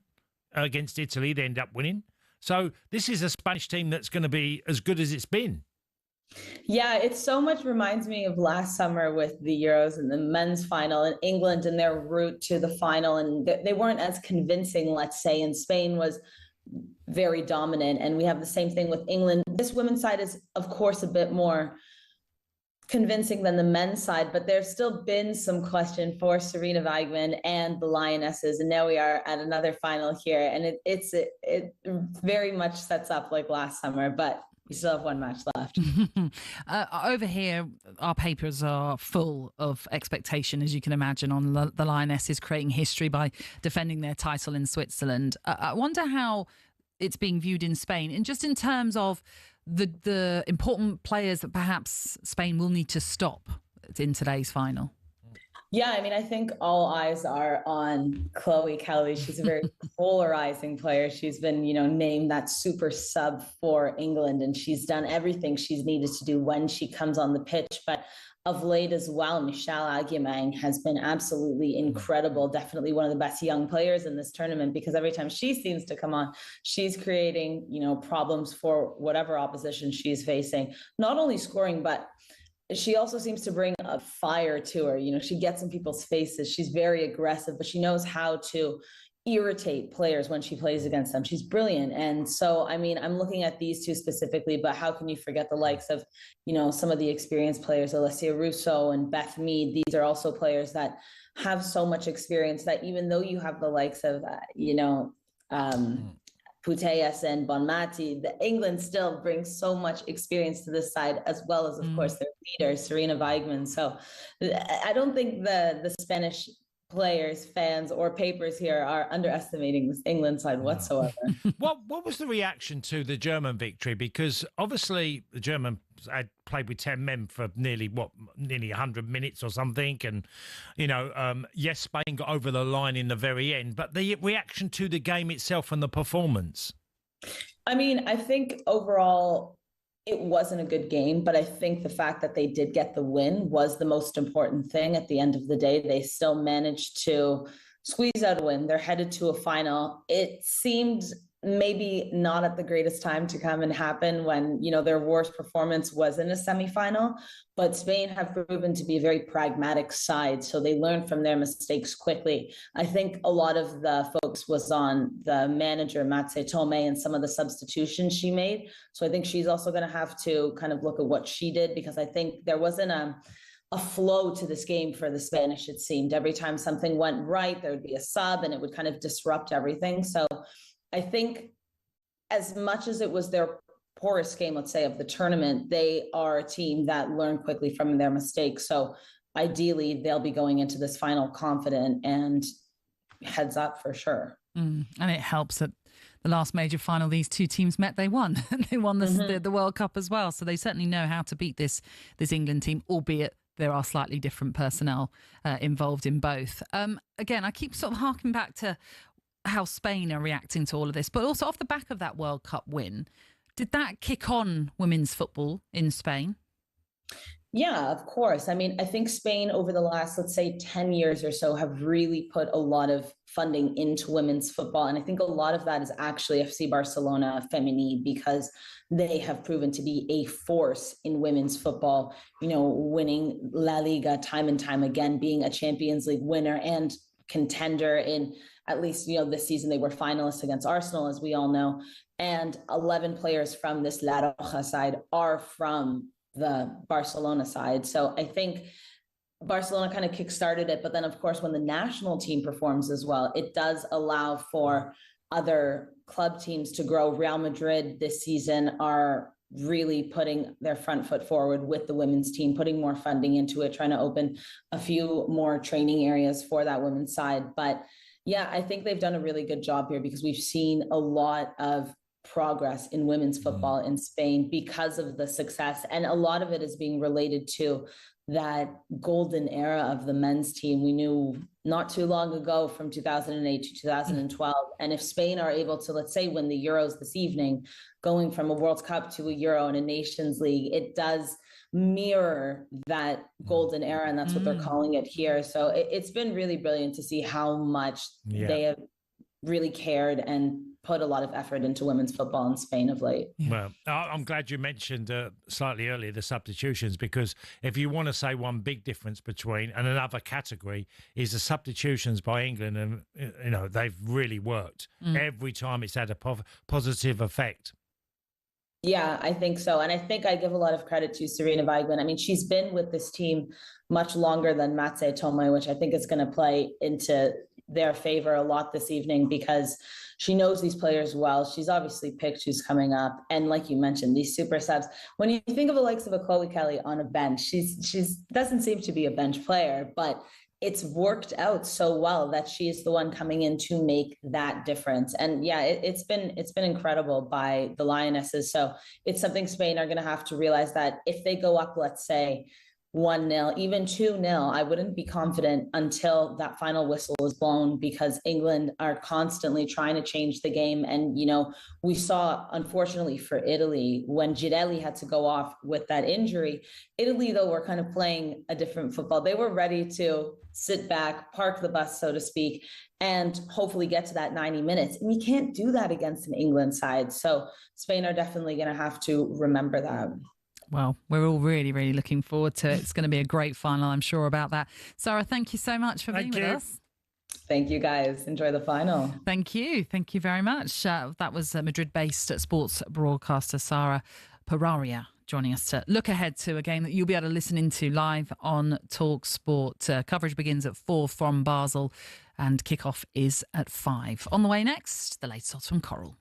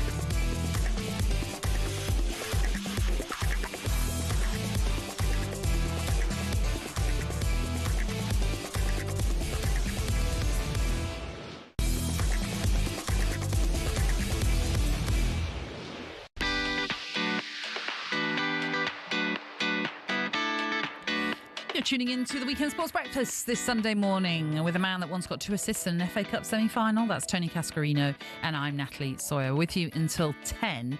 Don't forget, a little bit later on, Matt Giteau, the Australian rugby legend, will be with us to review that second test, which meant that the Lions secured a series win over the Wallabies. They'll be looking to secure a whitewash next weekend, but we'll get his take on what happened in Melbourne yesterday. And there's much, much more to come, as well as we are with you until 10. Right now, let's bring you the latest odds from Coral. The Coral Daily Download on TalkSport with Coral. Proud sponsors of the Qatar Goodwood Festival. 18+, gambleaware.org. Simon Clare, good morning. Simon. Good morning, Nat. Good morning, Cass. Tell me, how was Oasis? Oh, it was amazing. I so saw you good. there. Yeah, very good. Did you? Yes. They were absolutely fantastic. Yeah, surprisingly so, actually. I thought I don't know what I was expecting, but they were very slick. And Liam Gallagher's voice was great. And all the songs are bangers, basically, aren't they? But it was great. And actually, Richard Ashcroft supported and sung all the Verve songs, which were great as well, like Bittersweet Symphony and The Drugs Don't Work. So, yeah, it was really good, really good. I recommend it. If you haven't got tickets, try and get some. That's the message. Fabulous. So we better go to the odds, Simon, because obviously the big one tonight, and we've been talking about it a lot this morning, the Lionesses taking on Spain in the final.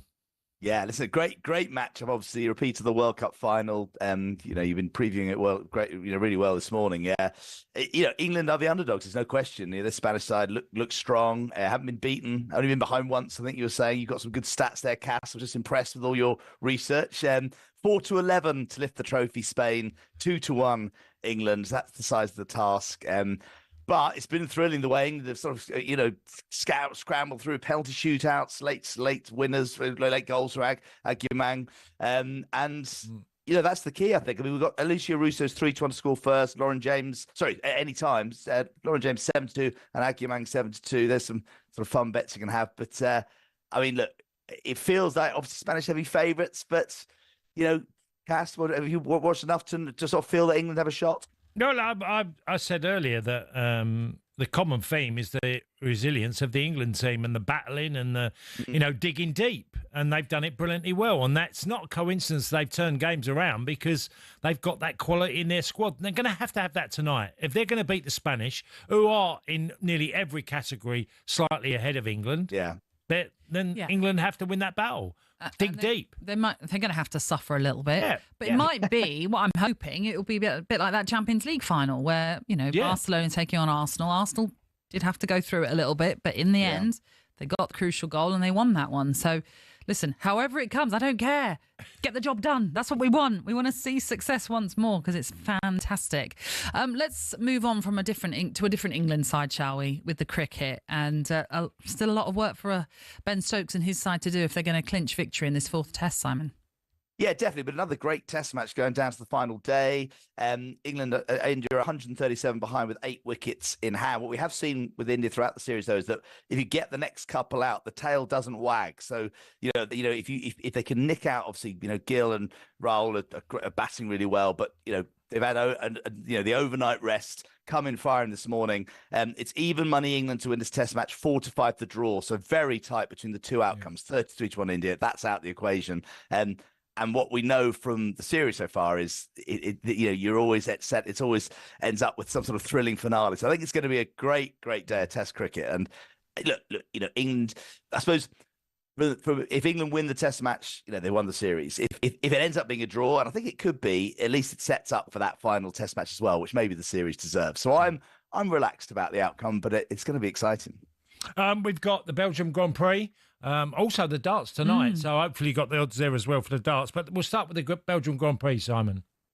Yeah, listen, it's another great performance by Lando to get pole. He's the favourite to win today. It's one of the great racing venues, Spa, over in Belgium. 6-5. He is to win the Grand Prix. It's 6-4. Oscar Piastri, obviously his teammate, sitting in second. Max Verstappen's always there.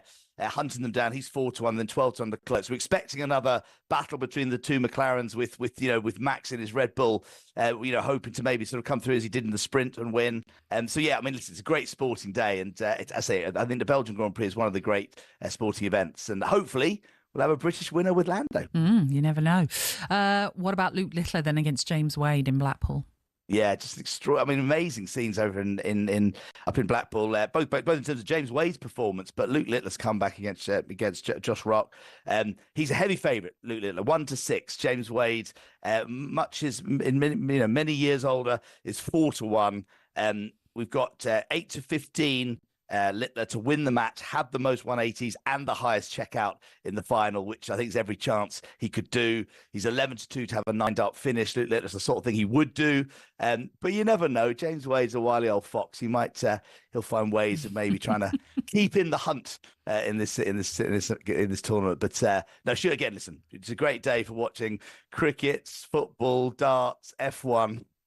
What more could you want on a Sunday afternoon? Sounds like Simon's staying in then. I might be. Yeah, might be. You're not going to tell us any more than that. All right. Actually, no. I'm to be honest, I'm not. I'm going to play cricket for my local cricket club, Somerset Cricket Club, who've got a lovely celebrating match. It's the Harley Sherlock celebration event for the man who basically put the cricket club into a trust fund to protect it. It's a beautiful home cricket ground in Somerset, and thanks to Harley Sherlock, that ground is secure for cricket for many years to come. So there you go. Little plug. You can tell them all about Oasis last night, Simon. I will. I'm going to bore them senseless, Cass, as I always do. Yeah. So mean. Simon, thank you. Enjoy today. Thanks, guys. Good luck with the cricket as well. Cheers, Simon. That was a look at the latest odds with Coral. It is 18 and over. BeGambleAware.org. Please do gamble responsibly. The Coral Daily Download on TalkSport with Coral. Proud sponsors of the Qatar Goodwood Festival. 18+, gambleaware.org. I saw something that I wanted to alert your attention to. It made me chuckle. You know when sometimes big announcements are made? Yeah. Now, the London City Lionesses, obviously the football team, they have signed Nikita Paris, which is a huge signing. And within their sort of announcement, they said, "We didn't come to play. Welcome, Nikita Paris." Now, there's a guy called Michael Cox. Maybe some of you know him. He's a great tactical guy when it comes to football, writes about it. And on his X account, he responded by going, "Bear in mind, they've said we didn't come to play." He was like, "That's exactly what you've come to do, surely." And it made me chuckle when I saw that. Yeah. And then off the back of it, people have been responding to things. And forgive me if I don't know this is fact, but for example, one person wrote, "It reminds me of Nationwide's ad when sponsoring the cricket with their tagline, 'A game without boundaries.'" Just sounds it, doesn't it? I know. And also someone said when Sky, obviously presumably this was when Premier League was launched with Sky, they had gone with the tagline, "A whole new ball game," when the rules were pretty much basically unchanged. It was just a new broadcaster, for example. Okay, slightly different. Well, yeah, they're sort of throwaway comments, aren't they? Funny, though. They can made get me really chuckle. cliched. Yeah, but that made me think. Maybe our listeners right now can remember some others that are the most ridiculous taglines that have gone with something that doesn't actually. When you look into it, you go, "That actually doesn't work." Hence I liked the cricket one, "A game without boundaries," when that is basically what cricket has. Yeah, absolutely brilliant. Yeah, I liked that one a lot. I also wanted to get to this message that we had in from, I think it's Akin. I hope I've said that right.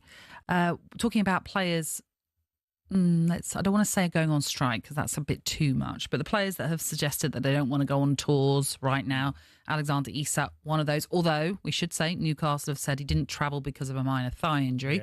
Johan Wieser similarly supposedly was in Portugal for Brentford's pre-season tour there, but has returned because he feels a little bit unsettled with things that are going on with him. This is what this message says. Similar to the idea of players downing tools or going on strike, for the club that is potentially losing their player, it can easily get to a situation that is almost untenable, in that at a certain point it's better all round for the player not to be involved. He says it may be easier for the club to lay the blame on the departing player. I always sort of wonder when the PFA, or if the PFA ever get involved in these situations, because like you were saying earlier, you would never want to see a player, and I do the whole speech marks, inverted commas, go on strike, that you have a contract, so therefore you should be on those pre-season tours essentially. Yeah. But I never hear about the PFA getting involved in all of this. I think they have done, but it's quite discreet because obviously the PFA are representing the players, the union. But if they've got an awkward player that's digging his heels in, and they've got an agent on the end of the phone as well that are telling the PFA what they should be doing, I think that the PFA's duty is to try and sort of broker some sort of compromise between the club and the player, because it can get nasty now. Yeah, it can get really, well, no, I'm never playing again for the club. And then you've got, and that creates another issue in itself. But I think it's a difficult one for the PFA. But one that I know from hearing before that there has been times when they've had to get involved. But they have to be careful as well, Nat. They're battling clubs. What, the PFA? Yeah, they have to be. They want to back their players. But if they actually think their player's out of order and they're not respecting the contract, it's hard to back the player. Yeah. Just say, well, you're under contract with the football club. Yeah. So you going on strike isn't a solution. That's not written down. We can't back players going on strike. They have to be really careful. But if it's where a club's been a bit mischievous against a player, the PFA will do or should do the backing of the player. Yeah, like I'm saying, it's a tricky we're one. not suggesting in any way that's what's happening with Isak. No. It's just the conversation that spawned off the back of it. But when you use the line that won't play for the club again, and now, okay, was that a quote by him or has that just been said in hearsay? I think he's been a tremendous player for Brentford. I've watched him. His enthusiasm, desire on the pitch is exceptional. He looks like every minute of every game he's going to cover as much blade of grass as he can. He's always shown a great appetite for football. So I'm a little bit surprised. But look, he might be wanting to move away. He's seen his friends go or other people, and he thinks, well, this is my golden opportunity to get a big move. Yeah, and potentially European football off the back exactly. of it as well. Not that I'm not condoning what he's doing, or players saying striker. I think there's no boundaries on that one for me. You can't say you never play for clubs again. Yeah. Okay. It's one certainly for us to look out for and monitor for you when it comes to both Alexander Isak and Yoane Wissa as well. Right. When we return, we're going to bring you our latest musical guest.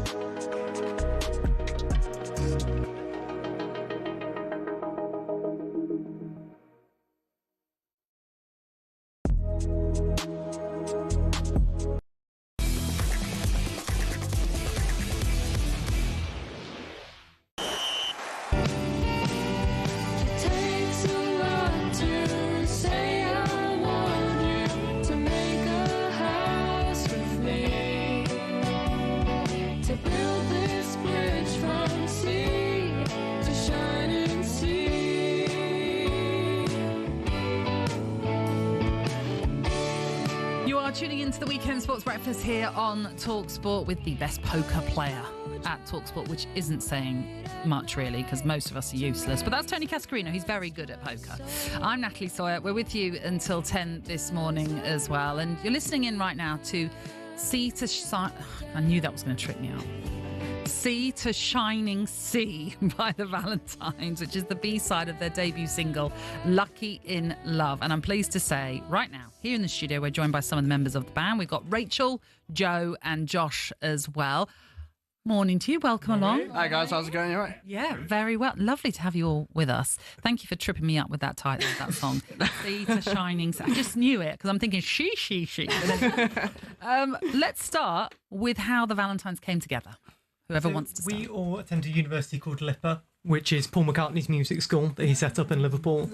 And me and Rachel were in another band together in first year and discovered we had lots of kind of shared musical interests. And decided, love the oldies. Yeah. So kind of Elton John, the Zombies, that kind of thing, Springsteen. And we thought we'd try and put our own thing together, and it's just kind of gone from there. So, well, everyone has their influences. So was that the sort of era of music, the genre of music that you all got into? For sure. Yes, it's heavily kind of 60s and 70s influenced stuff, and then we try and update it with a few But mods. there's great stuff in every decade, isn't there? Yeah, It's great. And, you know, and that era's no different. And you can put your own slant on it, can't you? Yeah, we want to keep it fresh. We don't want to copy what anyone's been doing, but... So obviously we found out how you two came into the picture.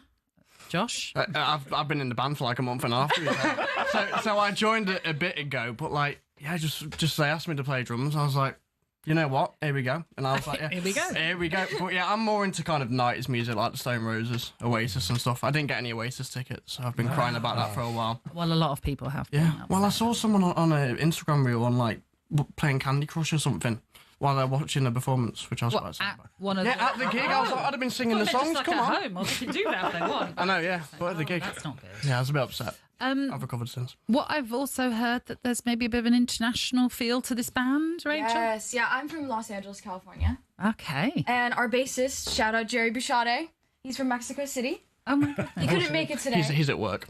Isn't this your work? Yeah. But yeah, and then we have... I'm from the Midlands, a place called Penkridge, and then... Yeah, I'm from Derby. I mean, we started off at international. Now we're just going regional. We're just regional, yeah. We're just not far at all. Yeah. Well, that's great. Again, this is all through the university. Yes. Yeah.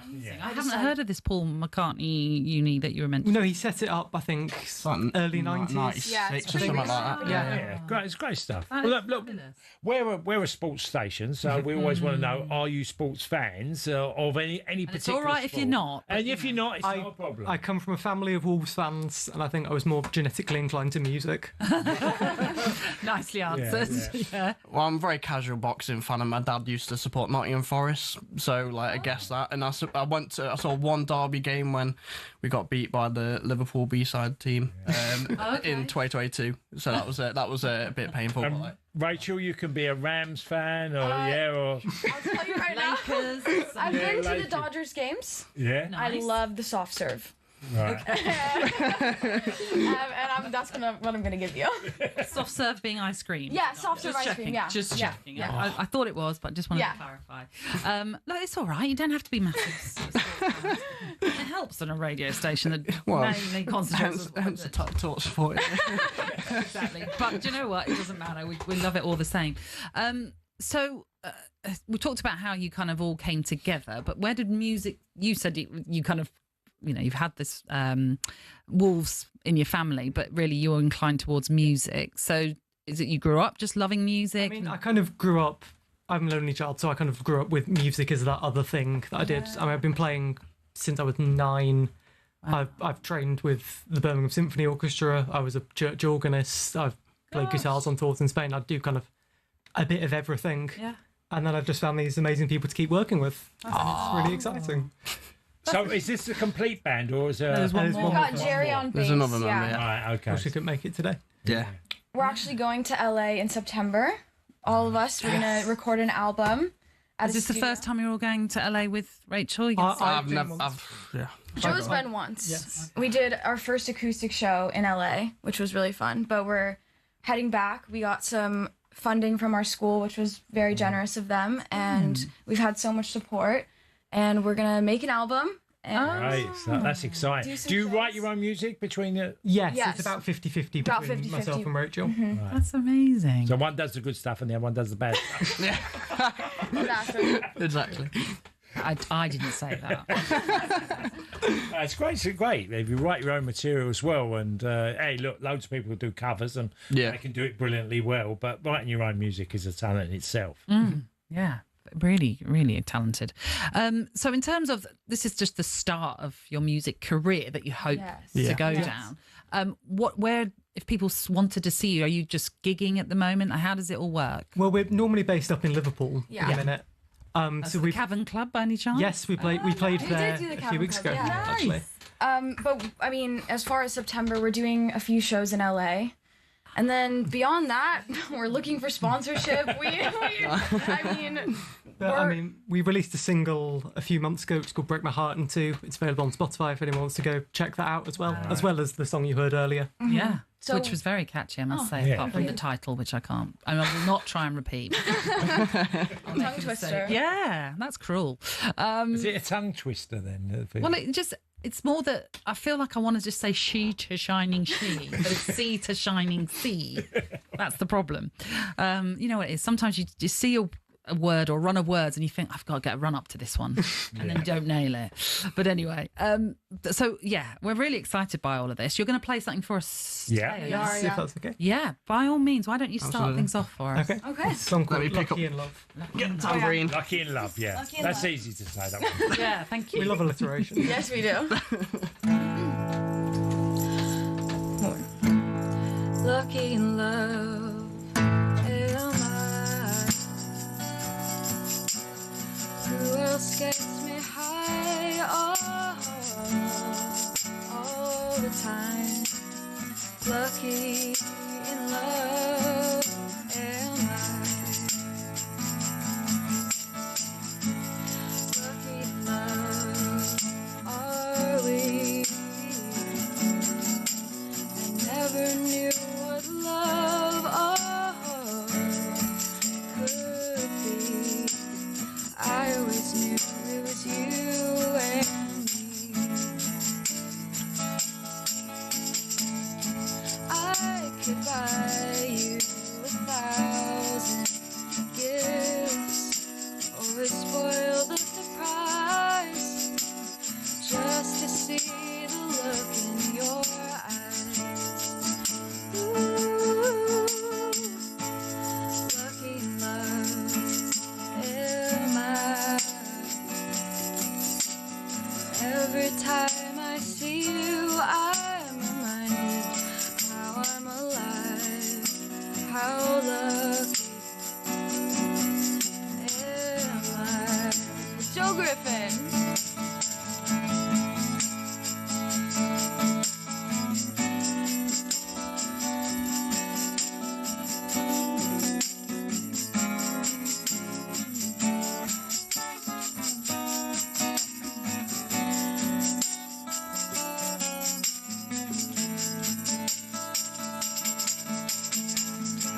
I could cry you 1,000 tears.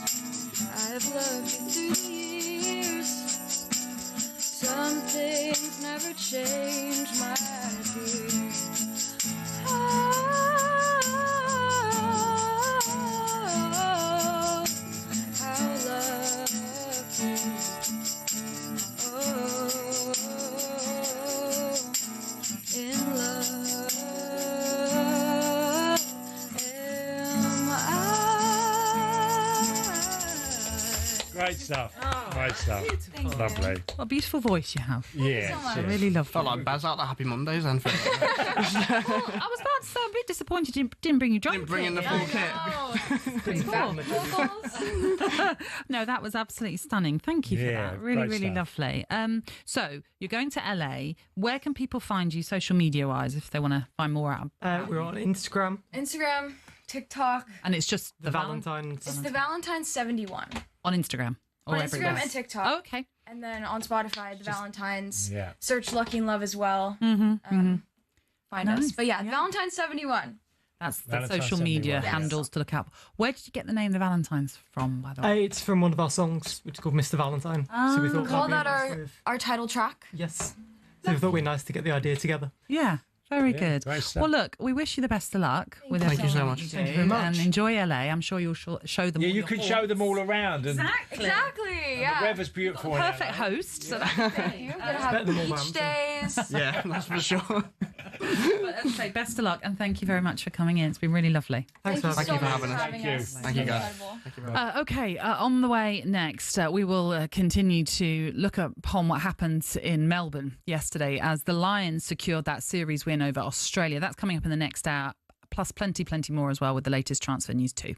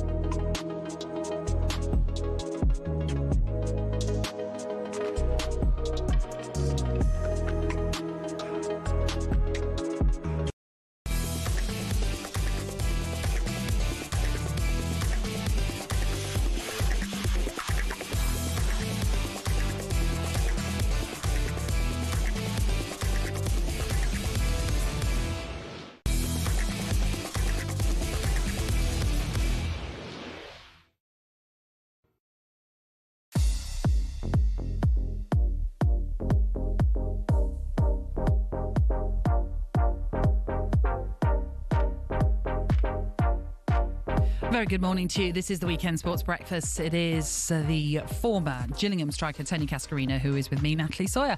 All this week, TalkSport is asking, what is the nation's second favourite sport? We know football reigns supreme. It certainly does here at TalkSport. But what sport is the next best thing? And tell us why. Whether it's boxing, cricket, rugby, darts or MMA or something else, these are the sports that need your vote. If you'd like to join the discussion, just head to the Dugout, which is at talksport.com/dugout or via the TalkSport app. It's been the talk of the office, with some TalkSport names throwing their weight behind their favourite sports.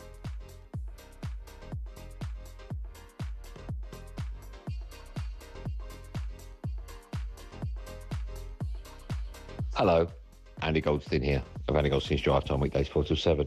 The reason I love snooker, or one of the reasons, there's lots of them, is because you've still got sportsmanship in it, and you don't get that too much these days in other sports. Always trying to bend the rules or cheat or whatever you want to call it. But snooker, if a snooker player makes a mistake and the ref doesn't see it or his opponent, straight away he's up on the shot and he'll tell the referee made a mistake. You don't really get that nowadays.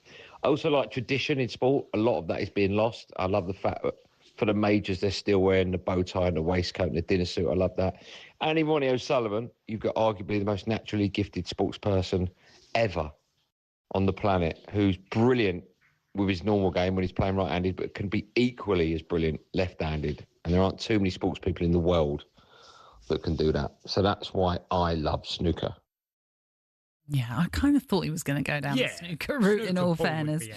You said golf. I said, in terms of just my second, tennis would be the one. Tennis, yeah. And that's a little bit as well what Andy was saying there about the tradition I do love like the tradition of Wimbledon with the whites that they have to wear and everything else that goes with it. Just something about it I think is really, really just makes it special. Yeah. So yeah, do head to the Dugout on the TalkSport app or via the website, which is at talksport.com/dugout, to sign up and join in the discussion. Fun prizes are also given away every month, and if you join now, you'll automatically be put into the next draw. Over 18s only, terms and conditions apply, and you've got until 9 a.m. tomorrow morning, so get voting. Now, kind of off the back of what Andy also was saying there about not cheating as such, is it okay to win by any means necessary? When you look through the history of football, or of all sports for that matter, there are countless occasions of teams or individuals who have bent the rules a little bit to win. And the big one that comes to mind, perhaps the hand of God for Maradona against England. There was Deflategate in the NFL with Tom Brady and the Patriots. Well, Rory Jennings was on Drive this week alongside Adi Oladipo and gave this unpopular opinion. It's so out there, and I think it kind of belies my character. It gives you an insight into me as a man, and I don't necessarily want to say this out loud. Go on, whisper. But for you, and on my Drive debut, I will tell you the truth. Do you know what I'd have no issue with, and actually encourage in my players? Cheating. I don't care. Like I genuinely don't care. You know, in terms of like people see that the game should be played in a particular spirit, or people think that players should behave in a particular way. People get really animated when somebody dives. Yeah. I love that. Yeah. I love it. I want a Chelsea player to dive and win a penalty. I think Thierry Henry, when he handballed it to stop Ireland, he did nothing wrong. He did absolutely nothing wrong. I would go as far with you as the rest. That he did absolutely is just. He did. Thierry Henry did everything that he should have done. Is your blood boiling at the thought that Thierry Henry did nothing wrong? Well, to millions he did do something wrong, and I'm pretty sure saying that I even think Thierry Henry admitted afterwards that he said he didn't want to do it, or he shouldn't have done it. Right. Okay. And Maradona, the hand of God, was one of the ones that he denied and denied, and I think again he was one who said that he was glad he did it. Well, yeah, I think he's celebrated it since, didn't he? There was always the sort of hand gestures and stuff. Yeah, there's always an etiquette in sport for me of some line, and I get it where you say do anything to win. I couldn't do anything to win. I just couldn't. Okay. There is lines in the sand. Look, there's minor things, Nat, and there's really, really big things. Well, that's the difference. And there's some that there's tarnish gamesmanship. You. There's knowing, and look, there is not a team out there, and I'm talking just football, but you can bring it into any sport, I'm sure, of the relative to what they do in those sports. But there isn't a football team out there that hasn't taken a throw in from the point that it's gone out of. They've always moved it up further. Yeah. Similar with a free kick. You'll see them trying to move the ball a little bit. There's always those kind of little things that you see in football. And that's just part of it. That's gamesmanship. I don't see that as cheating because I just see that as what everyone does. Don't get me wrong. I know. As an opposition fan, we get frustrated when we see the other team do it. But when it's your team, we don't mind as much. It's part of what football is about because it reflects the outside world, as in the way we all carry on a daily basis. A little advantage here, and football's a little bit like that. But I also, in me, as I got older, I've always felt I've loved the etiquette of golf because when Sharon Lowry got 2-shot penalty, there was no debate, there was no discussion, no argument, and no golfer wants to have that, on his CV that he was accused of cheating. I know that doesn't work for football. No. Because there's just too much that happens in a game. But also golf rules or laws, they are so specific that it's slightly different. Whereas, and we say it all the time with football, sometimes it's subjectivity and all of that comes with it. See, I could tell you a quick little incident that happened with me. Not me personally, but it was... we're playing Tottenham away. It's with Chelsea, and we've got Dennis Wise in the team. And Tottenham get a penalty, and Teddy Sheringham scores for Spurs. I go in the dressing room at half-time, and Dennis being Dennis, because he's a fiery character, he went, your mate's been cheating, your mate, and had the right guy to me. And well, it's nothing to do with me, Den, that he, did he to get an advantage? Oh, and he went on and on and on. I've just turned around and said to Den, you'd have done the same thing, Den. So don't, why? Course, yes, that's what I mean. And Den would have, and I'm not having to go at Dennis for that. It was just that, but the mentality of football has been that for a long time, is do whatever you have to do to win the game. Yeah, which, like I say, when it's a slight bend of the rule, as most teams do it, what you don't want to see is someone feigning an injury to get an opposition player sent off, or the Thierry Henry handball, which was so obvious, but obviously at the time there was no technology to help any referees. We don't want to see that so much, because that is blatant cheating. No, well, luckily that is the one good side of VAR, that would change the outcome. But football is full of diving, getting penalties, getting players sent off. There's a lot of that goes on, and it is off-putting. Even for the old, if you go back, the old style fan wouldn't and doesn't appreciate that type of antics to get whatever you need. But don't get me wrong, it was brutal. 70s and 80s football. I mean, I didn't play in the 70s, but 80s football was pretty brutal. Some of the tackling that went on and, to get an advantage and put people in stands, that wasn't right either. Excuse me, big intake of breath there. What about your manager? What would he have said to you back in the day? Was there any manager that encouraged certain behaviours, or that wasn't really? Well, managers are under serious pressure on their jobs. So them losing a game, sometimes they'll say, you've got to go down there. Yeah. Of course I've had that said to me. And you sort of... I tried to, but I wasn't very good at winning penalties. There's some players that are great at winning penalties. Yeah. I mean, I played with a Brazilian lad at Marseille who was the best diver, but looked like he'd been challenged every time. He was brilliant at it and got penalties for us, which I took the penalty. So I didn't go up and say, well, I'm not taking this penalty because I think he dived. Yeah. So there are managers that, of course, that they get the benefits of a call that's been made on the pitch, of course. I mean, how many times you see managers on the sideline who are literally, their arms are up in the air, they don't know if it's a pen. Like the crowd don't know if it's a pen. But they're all jumping, all their staff are jumping. So everybody, there is that sort of mindset of, literally gang mentality, which happens from the sidelines. It happens in football. The amount of people on the sidelines, how they get involved on an instant, without VAR. Just shout pen for every type of challenge. We see it regularly now. Yeah. I suppose that's a question for our listeners this morning then, off the back of what Rory was saying on TalkSport earlier this week. Is it okay to break the rules if it means you end up winning? Are you bothered about that? It's something perhaps for you to get involved in this morning. It's 81089 is the text number. You can also WhatsApp us on 03717 2233 4. I'm just checking out the fact that it looks like Saudi side Al Nassr are close to agreeing a deal in a region around 44 million with Chelsea for João Felix, Cass. Wow, well, he's had some moves. He's played no football. I know. And had loads of moves, João Felix. For a lot of money. Yeah, well, he initially went to Atletico for Massive, 20 million euros. I was about to say about like 100 as a youngster, yeah. As a youngster, and he's had move after move after move. And you look at his goal scoring records of actually goals he's got, and yet he's an incredibly gifted player. But if you look at his numbers, it's not particularly big in goal scoring, assists. So if Chelsea get 44 million for him, that's a big coup for them. I mean, obviously they have spent money as well this summer, so any kind of money that they can get back, and 44 million, as there's been. He's been an enigma. Well, I was going to say, I mean, he's not. He's one of those really players that himself. You kind of don't really think about as a Chelsea player. Does that make sense to you? Well, he was on loan to AC Milan, and he seems to have gone back and forth, and no one can seem to get the player that everybody's invested so much money in to shine. No one's managed to do that. So, I mean, what age now is João Felix? 24, 25? This was what I was just 25, 26 in November. It does seem very young to go to Saudi Arabia. But well, it's the Oscar one, isn't it? Do you remember when Oscar went to China?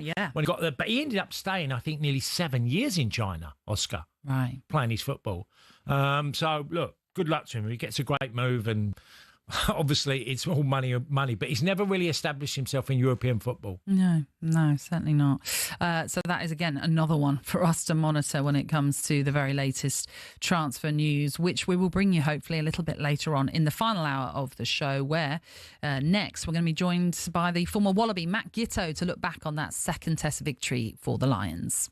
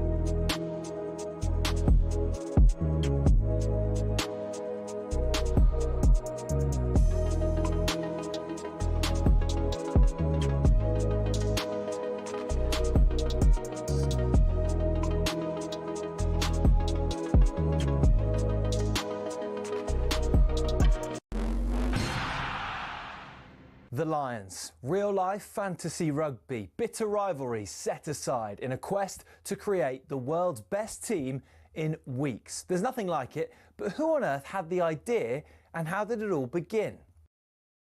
Incredibly, the first Lions tour was organised and funded by three men who played in England's first ever Test cricket match: opening bowler Alfred Shaw, opening batsman Arthur Shrewsbury and captain James Lillywhite. The 1888 Lions squad, then made up of 17 English, 4 Scots and 1 Welshman and a Northern Irishman, took a 46-day boat trip to New Zealand before heading to Australia. The Lions weren't alone on the boat. Also on board were 300 stoats and weasels, who were brought over to eliminate New Zealand's rabbit problem.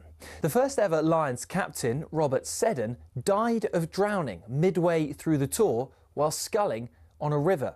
Andrew Stoddart, who was another of the cricketers there, took over and was the star of the tour. The next one was the first to get official recognition from the RFU against the newly formed Springboks. Although the Lions won the series and beat the Boks again 5 years later, in the 12 series since in South Africa, they've only won 2.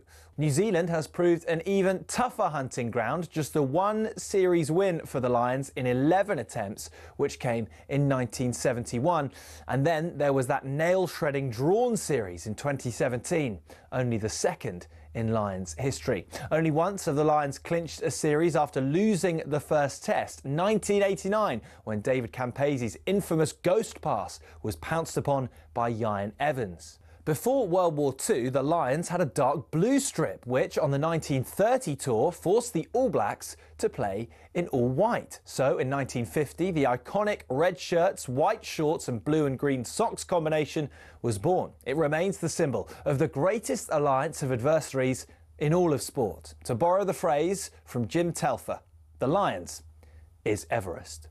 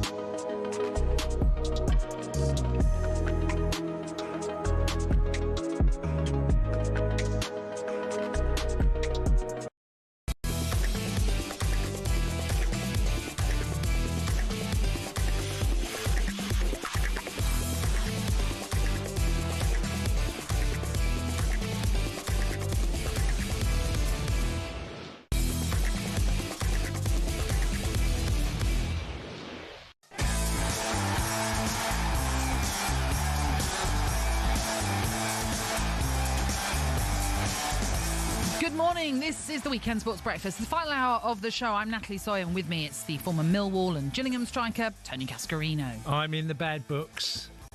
Yeah, you are. A cheeky blueberry muffin, eh? Yeah, we treated ourselves after a chaotic morning that many of our listeners tuning into right now won't know anything. Yeah, they won't realise we are in our third studio of the day after not being able to access the first one with the door completely jammed shut for some reason. Tried a different studio for a period of time. It was all right, but now we're currently in what is our brand new studio. Yeah, this is spectacular. We are not I think it worked, the plan, Nat. I know. Don't open the door. Set it shut. And we've ended up in the main studio. I said, go and get the super glue on it. Make sure that door doesn't open. And we've managed to sneak into the new studio, which we're not supposed to technically be in. We had no choice. And it looks lovely. Yeah. So hopefully you'll all enjoy it once it really officially gets underway here in our new studio. Although it's the same place, but just a revamped studio. Right, anyway, move on. Enough about that. History makers in Melbourne. The Lions came back from 23-5 down to clinch the series 2-0 against the Wallabies. It has set up the chance for a whitewash in Sydney next weekend. Here's how that second test sounded on TalkSport. Finn Russell has ball in hand. The whistle is blown, and Finn Russell starts the second test match. They're going to take it again. There's a tap and go, and Dan Sheehan has scored the try in an NFL running back style. Can Australia go right here? Gordon's going to pick and go himself. Go round the edge and score the try. He's up and over halfway. Looks to the left-hand side. Wallabies from 40 metres. Tom Wright's going to go in. 2 tries in a matter of minutes. Hugh Jones up and over the line. Scores the try. Lions have their third of the evening. Lions are 8 metres out. Ball to the left-hand side to James Lowe. Tyburn outside him. Tyburn for the corner. Gets there. Hugo Keenan to the left-hand side to win it. Hugo Keenan scores the try. 50 seconds to go. The British and Irish Lions lead for the first time this evening. In the final minute of the game, it doesn't matter. The British and Irish Lions have won their first series in 12 years. Series winners, Australia 26, British and Irish Lions 29. Yeah, it turned out to be a good evening in Melbourne then for the British and Irish Lions. Let's bring you the very latest on the rugby then in partnership with Tenor Men. Qatar Airways Lions Tour Roundup on TalkSport with coverage sponsored by Tenor Men. Don't let drips and dribbles get in the way of the life you lead or the sport you love. Find out more at tenormen.co.uk. So we were expecting a different Australia side in that second test after their underwhelming performance in the first, and they certainly got off to an incredible start, really caused all sorts of problems for the Lions. But in the end, it was a last-minute try from Hugo Keenan that sealed the win for the Tourists, meant that they sealed the series and have the possibility of a whitewash to look forward to next weekend as well. Let's bring you an Australian perspective on this. Pleased to say, joining us once more here on the show, it's former Wallaby Matt Gitto. Matt, how are you today? Hi, Matt. Yes, hello. I've been dreading this all day. No. Listen, we're not going to be mean, and you could hear the resignation there in your voice. A real heartbreaking way for that test to sort of go the way of the Lions. Yeah, I mean, it was a cracking test match. Like this was the one that we wanted to be the first test, really. Like the battle, to and fro. I thought the Wallabies, they improved a lot. Just that 10 minutes before halftime, when the Lions came back, scored a couple of tries, I feel like that kind of killed our momentum and gave them a little bit of confidence going in. But yeah, extremely proud for the Wallabies and their performance that they put out, but obviously not as gutted as the players, but yeah, pretty. It's been a bit of a slow day. Yeah, and well, look, Matt, it looked ominous, for the Lions because Australia got out the blocks really quickly. I thought, Will Skelton, who was an absolute monster on the pitch. I know he's 150 kilos and close to he's 7 foot tall, but he, just some really great performances by the Australian players. Yeah, I thought, Will Skelton, Bobby Valentini as well, these big bodies that we would have loved to have been fit, for the first test. It wasn't even, I think they obviously played phenomenally well and they added so much to the forward pack, but it's just the confidence that they give. like the team just seemed to play a totally different brand from the first, from the kickoff, so it's a confidence that they give everyone else around them, but also their performances were phenomenal, and they gave us an opportunity, especially in that first half, to get some quick ball. And then off the back of quick ball, we can actually see what, Jake Gordon and Tom Liner, what they can bring for the side. We obviously have to talk about that late try that sealed the win for the Lions. And it was a controversial one. Obviously, it was reviewed and everything. And then the referee in the end decided to award that try.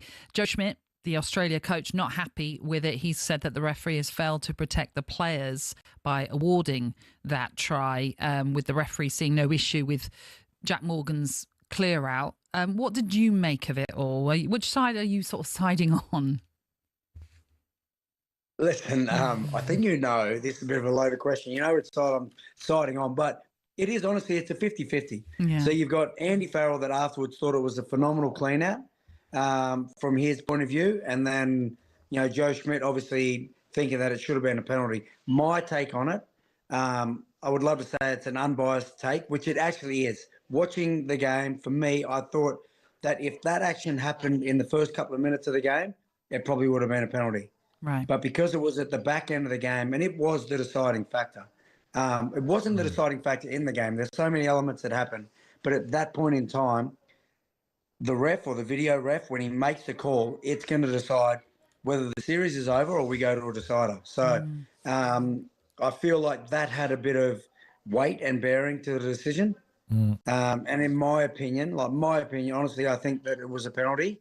Nothing more than that, not malicious at all. And I love Jack Morgan. I love the Welsh.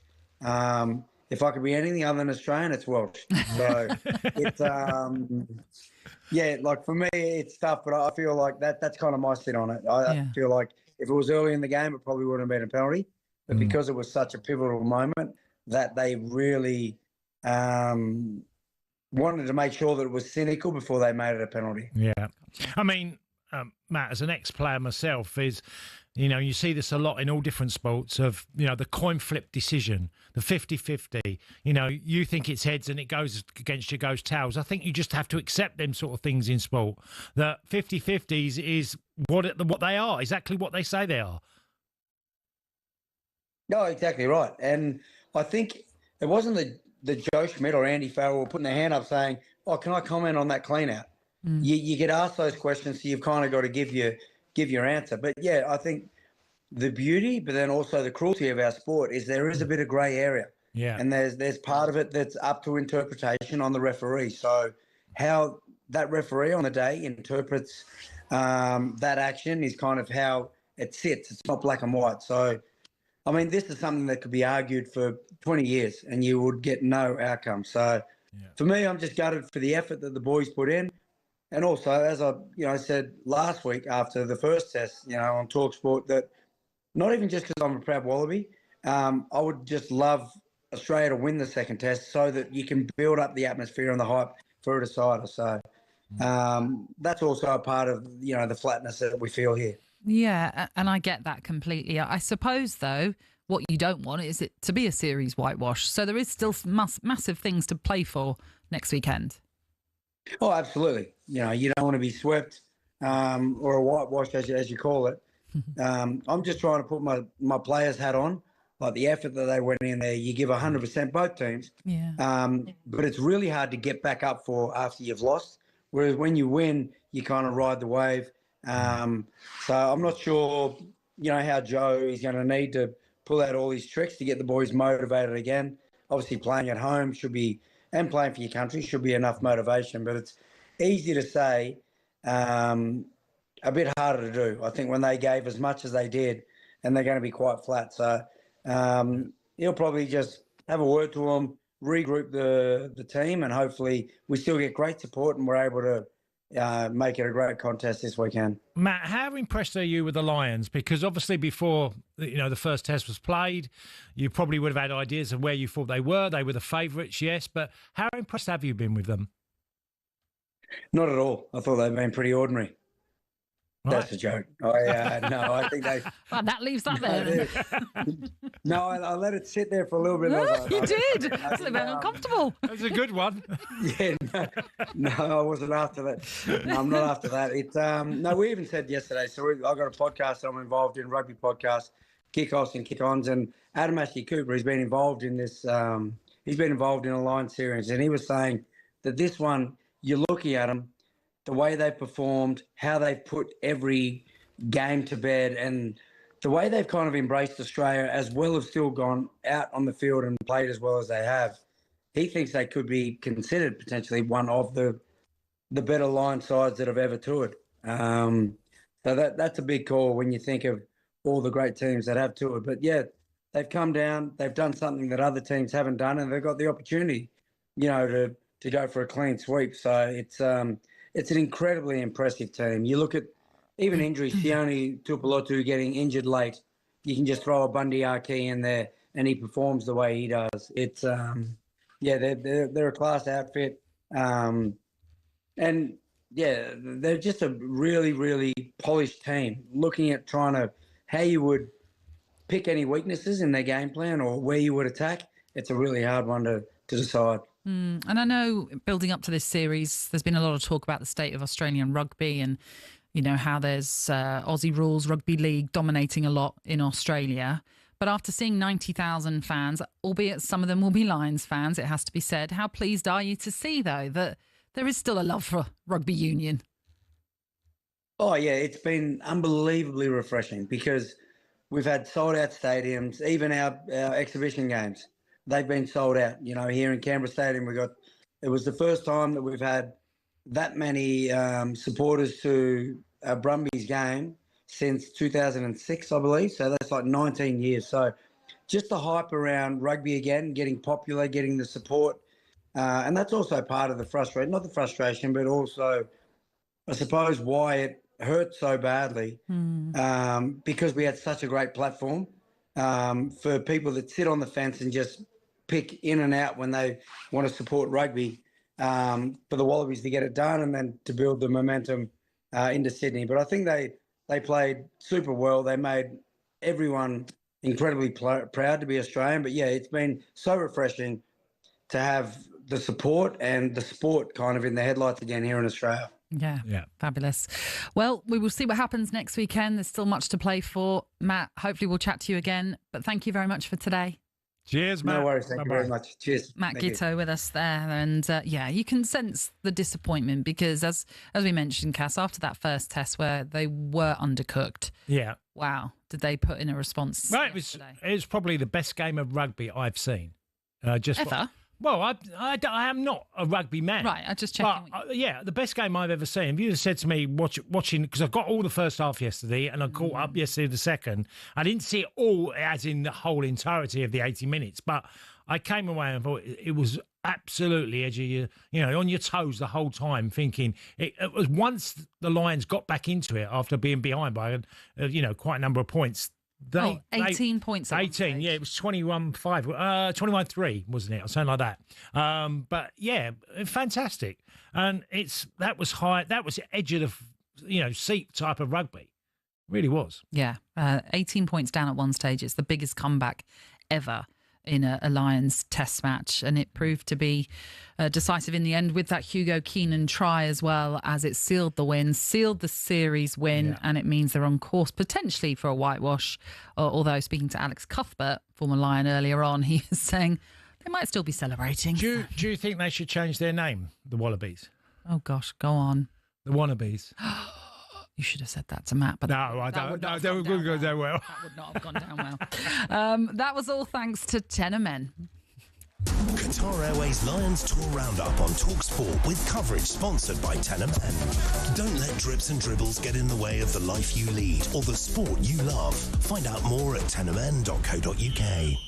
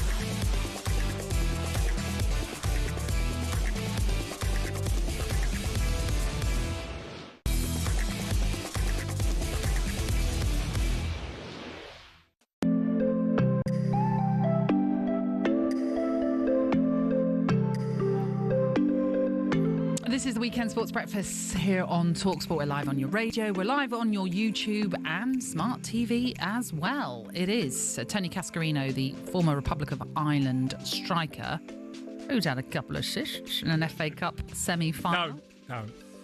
On the assist. Don't. Hang on, I'm Natalie Sawyer, by the way. No. Why can't I say assist? Well, no, I like it, but it's really weird because that's one of the big differences between the modern day player with the data and all the information. Everyone now will go, oh, he got 25 goals and he got 17 assists. I didn't have a clue how many assists I had as a player. Well, you knew the goals. Yes. You knew how many you got, but no one ever... Because you'd say, if you were talking to a journalist, I'd say, yeah, I set up way out for that particular goal, but you never got associated with an assist and the numbers were never put into the database about how many you had. Yeah. So I haven't got a clue. And I know I would have had because I've nodded a good few down and set out players, but I would never have known how many assists I had. And I'd like to know. And part of me now is like, do you know what? I'd love to have known how many goals I set up over my career. Yeah. Because now the modern day player can have that luxury of just going, yeah, I got 250 goals and 150 assists. And well, we used to hear about the rivalry between Trent and Andy Robertson with the assists and everything. Yeah, I know what you mean. I mean, look, I've quickly Googled on Transfermarkt, which is a pretty decent website looking at stats.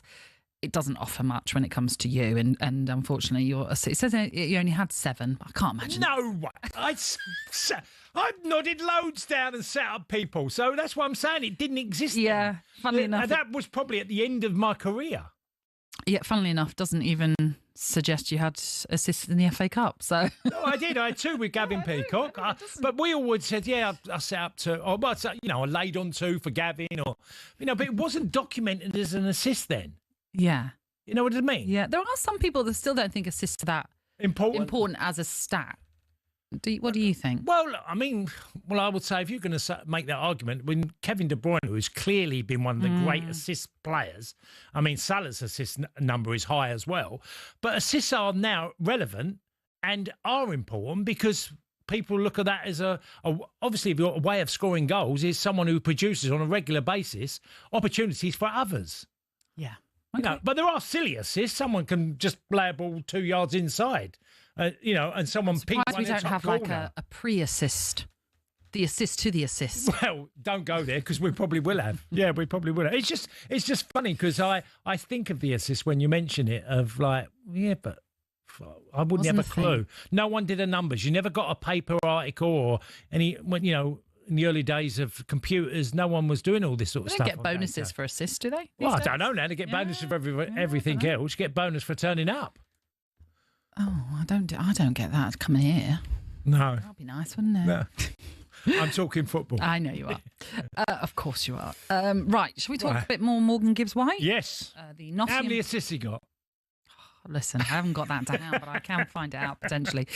He says he wants to be part of something special after signing a new 3-year contract to remain at Forest. The 25-year-old's future was uncertain this summer after Tottenham expressed an interest in him, as it was just a few weeks ago that Gibbs-White was set to have a medical at the North London club, as they had triggered a £60 million release clause in his contract. It then, of course, turned out this was a confidential release clause that by Forest's admission, they said that this should never have come out. And so they were looking and exploring the options of maybe some going down a legal route with Tottenham or whoever it was who they felt had leaked this information. Anyway, it's now been rectified in the sense that he's staying at Forest and has signed this new extension to his deal. He says, I have felt at home at Forest from the moment I arrived. The support from the fans, my teammates and everyone around the club has been unbelievable. I believe in what we are building here, and with the backing Mr. Marinakis and the enormous ambition he has,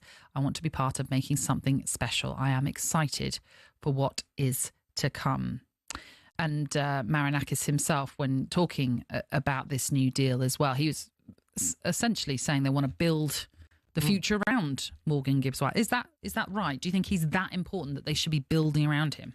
Well, he's a player that they invested on quite a lot of money when they took him from Wolverhampton Wanderers, and Nottingham Forest, as he's settled, and like many other Forest players who have done brilliantly well. If you take their squad last year, from all the back four, midfield, Anderson in midfield, Aina at right back, and others who have done Murillo, centre half, loads of them. Sells the keeper, been brilliant. Mm-hmm. They've put a side together that is very committed and offers different threats in different ways. If you look at when Alanga played one side, Hudson-Odoi played the other side, then they had a structure to their team that was very dangerous.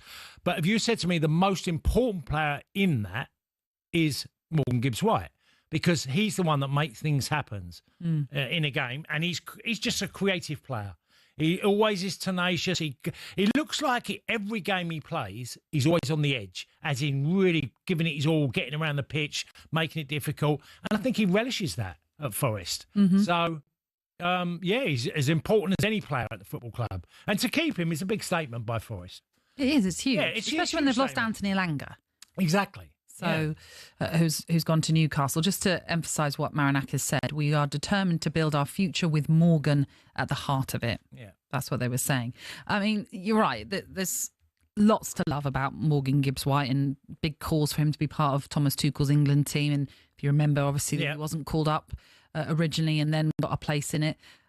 When you think about him and where he plays, I mean, I love the fact that Elliot Anderson is there as well, who I think is terrific. Exactly. He's another great player for them. That they can all have incredible link-up play. Yeah. And the way that they last season were able to counter was just so impressive. And obviously, Morgan Gibbs-White, with some of the balls that he can play, would really set them off. Yeah, they are a very well-structured team. I would say that if you said to me one England player, so someone who's probably been on the outside like Morgan Gibbs-White, could literally knock the door down and get in the England squad and play his part in America, he's capable of that. Because of his character, he's just one of them that you just feel like it's always 100% every time he plays. And with that, I think Thomas Tuchel will love what he sees of Morgan Gibbs-White, what he can do for the England team. Because I do think he's just got something about him that's different from a lot of other footballers, and that's his tenacity in the way he plays. So I'm just finding out his assists record. Yeah, he'd have a few. Well, in general, he's had, in all of his career, 45 from how many games? 266. Again, this is on Transfermarkt, so doesn't necessarily take into... Have you got only on Forest, what he's done at Forest? Only at Forest, okay. Yes, I can do Sorry, I'm quite demanding. Gosh, I know. What's the word in French? Exigeant. Exigeant. He has 28. 28, that's decent. 28 in 118 games. Yeah, it's 1 in 4 of an assist. Yeah, it's good. So that is what Morgan Gibbs-White has decided to do. He's decided to stick around at Forest a little bit longer, and it means that Forest fans can relax now, because I think there was a lot of fear that you were going to be losing him. And after losing Anthony Alanga, who himself has done really well for Forest too, it might have been a bit of a blow to lose him, considering you want to strengthen when you've got a European campaign as also to look forward to, although we still are waiting to see what competition that's going to be. Yeah, well, it will make other people think about trying to, entice other players from Forest away, because I'm sure they've had offers for a good number of them, because when you have a successful season, the vultures are hanging over your football club. But that's a good thing. But for them to literally palm this one off, and he's not going to go to Spurs, and they've kept him and got him to sign a new deal. I'm sure he's probably got the best deal that's ever been paid to a Forest player to keep him. I'm sure of that. But with that, he's prepared to sign it. So Yeah, he wants to be there. And as Marinakis says, I promised our fans we would not only compete but grow stronger and stronger every season. And today is another big step in that journey.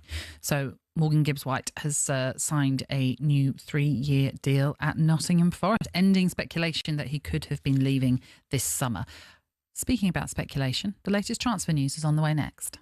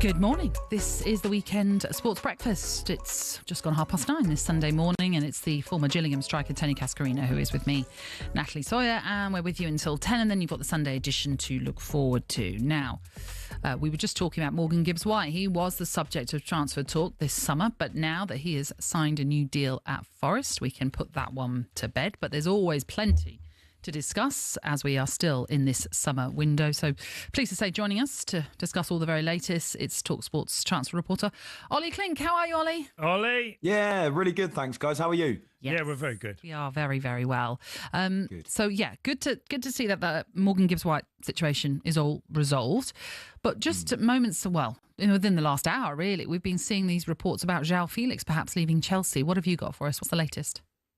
Yeah, it seems like Al Nassr are close to a £44 million deal to join from Chelsea for João Felix. He joined Chelsea permanently last summer for around £45 million, and it looks like they're going to recoup that figure as well, which is brilliant business. You've got to say, for Chelsea, he's edging closer to joining Al Nassr. And also, this signing might make room for the signing for Chelsea of Xavi Simons as well, who they've been in talks with. So again, I mean, you've got to say, as much as they splash the cash, their selling game, Chelsea, is also one to admire, isn't it? Really, if they're going to get only $1 million off what they paid for João Felix in the first place, you've got to admire it. Yeah, I mean, I'm looking at João Felix's record, and he got 2 for Chelsea in 8 games as a start and 7 subs. So he's hardly played any football. Then he got 1 when he was on loan there the previous time, and he only played 3 games and then 9 as sub. He's just like, wow, he's had literally 3 or 4 years, Ollie, that he's done nothing at all, as in really regular playing football, scoring goals. And I know it's been difficult for him because he's been on loan as well at different clubs. Yeah, I mean, Cass, it's just a signing that hasn't worked out at all, really, for Chelsea, which, again, you do see some of the big clubs sometimes, look at that Saudi market and think, what's the biggest fee that we can get? Because let's be honest, he's still a name, even if it hasn't worked out with Chelsea. He's still the kind of name that the Saudi league is going to want to try and attract more support and more growth for that league. So listen, if Chelsea can get that kind of fee once again, then somehow they've managed to work out a great deal for themselves, especially because, as you've said, this deal hasn't worked out. No, Ollie, are we going to see more Saudi deals before the end of this window? Because obviously lots of the big clubs have done quite a number of major deals, and we're waiting. We're going to see the likes, I think, of Fulham and Brentford and others, Brighton, Everton, all clubs that are probably going to do their bit more business as we get into August. But are Saudi going to be a big player from now on for a few more players in? It's interesting because obviously, like I've just said, they're after the creme de la creme, aren't they? They are, trying to do deals to maybe bring someone like Alexander Isak to the league. And at the moment, I think for some of those players, they'd rather stay in the European leagues, and they'd rather be competing for competitions such as the Champions League rather than go there. But that is not going to stop the Saudi clubs from trying, because of course, we've even seen, and we're going to come on to Brentford in just a moment, but with the likes of Ivan Toney, those wages are unbelievably difficult to turn down for some players, because they are generationally life-changing. So they might not get players over the line, but you can guarantee that there'll definitely be interest in some of these big players. Well, let's get to what you were going to suggest there with Brentford, because one, it affects your club in the sense of Alexander Isak. We don't know what's going to happen with him, with all the reports saying that he wants to explore other options and hasn't gone on that Far East tour, although Newcastle did blame that on injury. And there has been a link with Yohan Wissa perhaps as a replacement. So what do you have on all of those parties that I've mentioned? The Wissa situation is very interesting, Natalie, because Brentford have said that he's not for sale, but he's really unhappy with this situation. He said he's not going to return to training, and he's really disappointed that the club said to Newcastle in the first place that they wanted north of £40 million, because he thinks it broke a verbal pact that they had last summer, allowing him to leave for £26 million for a club that might be in Europe, such as a Newcastle, a Spurs, etc. But I mean, talking of Saudi, actually, Cass, Neom, one of the sides out there, are interested in him. But we understand that he only wants Newcastle and or a club in the Champions League. I mean, how do you feel about this, Natalie? Because it's never, ever a good sign, as I know with Alexander Isak, when, players are kicking up a bit of a fuss. Well, having spoke about Brian Mbeumo's departure yesterday and had me bawling, absolutely sobbing when he put the video out on social media to say goodbye. I'm not sure I'd have the same feelings for Johan Wissa if all of this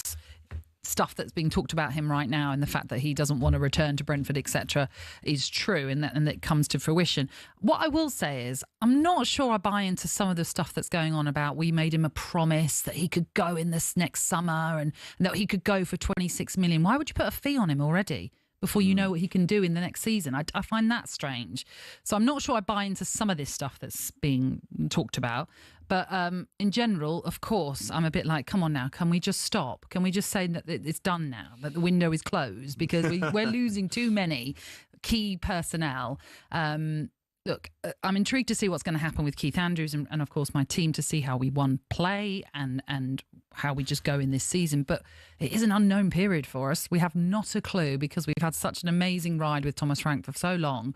But, as we always say, you're a fan of the club and whatever happens, happens. So, and we'll be there regardless. So, worried, but equally, I have to remain optimistic. Can I just ask you a question, Nat? Do you sense a little bit of disconnect at Brentford at the moment or not? Is that an unfair question? With who?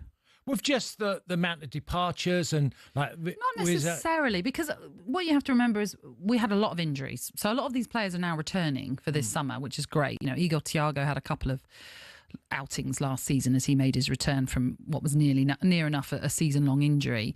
Aaron Hickey is finally back. We've not seen him play for Brentford for ages. Rico Henry, likewise, was only just starting to make return from, another long-term injury last season. So there are a few players as well that we haven't properly seen for a while, and it might feel as though they're new signings, which I know a lot of people say, oh, that's a cliche, but it will feel like that to an extent.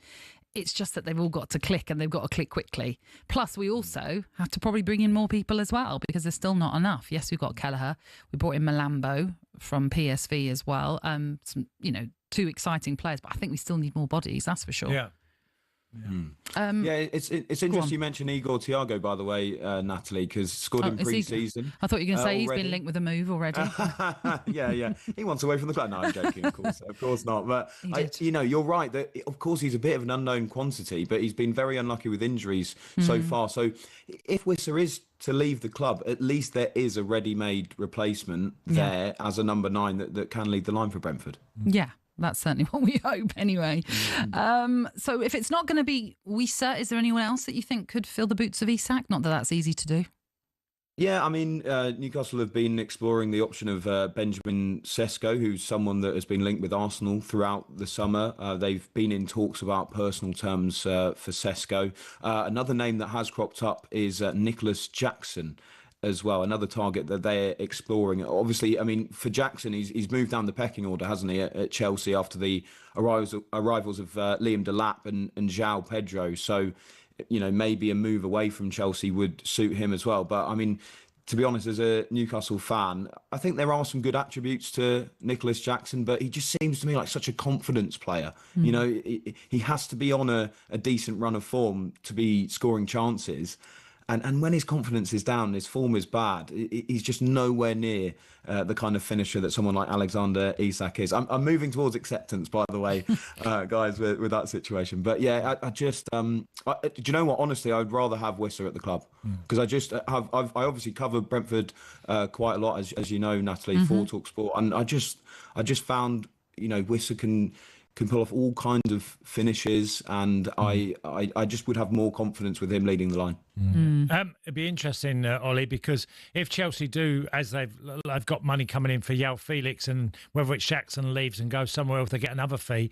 One thing they're not going to do, they're not going to bank that money, Chelsea. They're going to spend it again, won't they? Yeah, absolutely. I mean, I mentioned that other deal might make room for Xavi Simons, but they're also exploring a deal for Jarell Hato, who's a 19-year-old centre-back as well. So, I mean, you're absolutely right, Cass. We know the way that this Chelsea hierarchy like to operate. And as much as, they are still trying to shift players, the other player they're trying to get off the books is Christopher Nkunku, who is another name that has been linked with Newcastle at the same time. But, you're right. I'm not sure that Chelsea's spending is finished in this window by any stretch. I mean, us three might end up playing for them next season with the way it's going. No, I've already played for them, Ollie. Well, I was going to say, if they're going to offer the big bucks, I'll happily just sit on the bench. It's not a problem. But in terms of other departures, is there anything in Kiernan Dewsbury Hall? So Fulham have made a formal approach to sign Kiernan Dewsbury Hall from Chelsea. This follows an inquiry from West Ham as well. So he is a bit of a wanted man. Again, you just get the sense that he's down the pecking order at Chelsea. Played a lot in the Conference League last season, but with Chelsea in the Champions League this time around, it's not very likely that Enzo Maresca is going to be able to shift his squad as much as he did last season. But I mean, the interesting thing is, because we talked about that fee for João Felix almost being the same as what they signed him for, and this time around Chelsea, would hold out for around 30 million, and it would need to be more than that. They're saying the fee that they paid in the first place to Leicester for Kiernan Dewsbury Hall. So he's not going to go cheap. Well, that's what happens when, homegrown and all sort of thing, Right. Thank you very much, Ollie. Great to have you with us. Thank you. Cheers, Ollie. Thanks, guys. Cheers. I think it's certainly going to be a busy end to this transfer window, isn't it? I keep thinking, by September, what will the number be? Or, but certainly before the first game of the season. But what will the number be on spending? What was it, 2 billion? Well, we're about... one. No, we're 1.6 billion at the moment, just over. But there's obviously other deals going on. I was rounding up to 2, But it'll be 2 billion before you know it. It will. And you're certain that other clubs who have been maybe a bit quieter... Have been prudent, haven't they, so far? But I'm sure there'll be...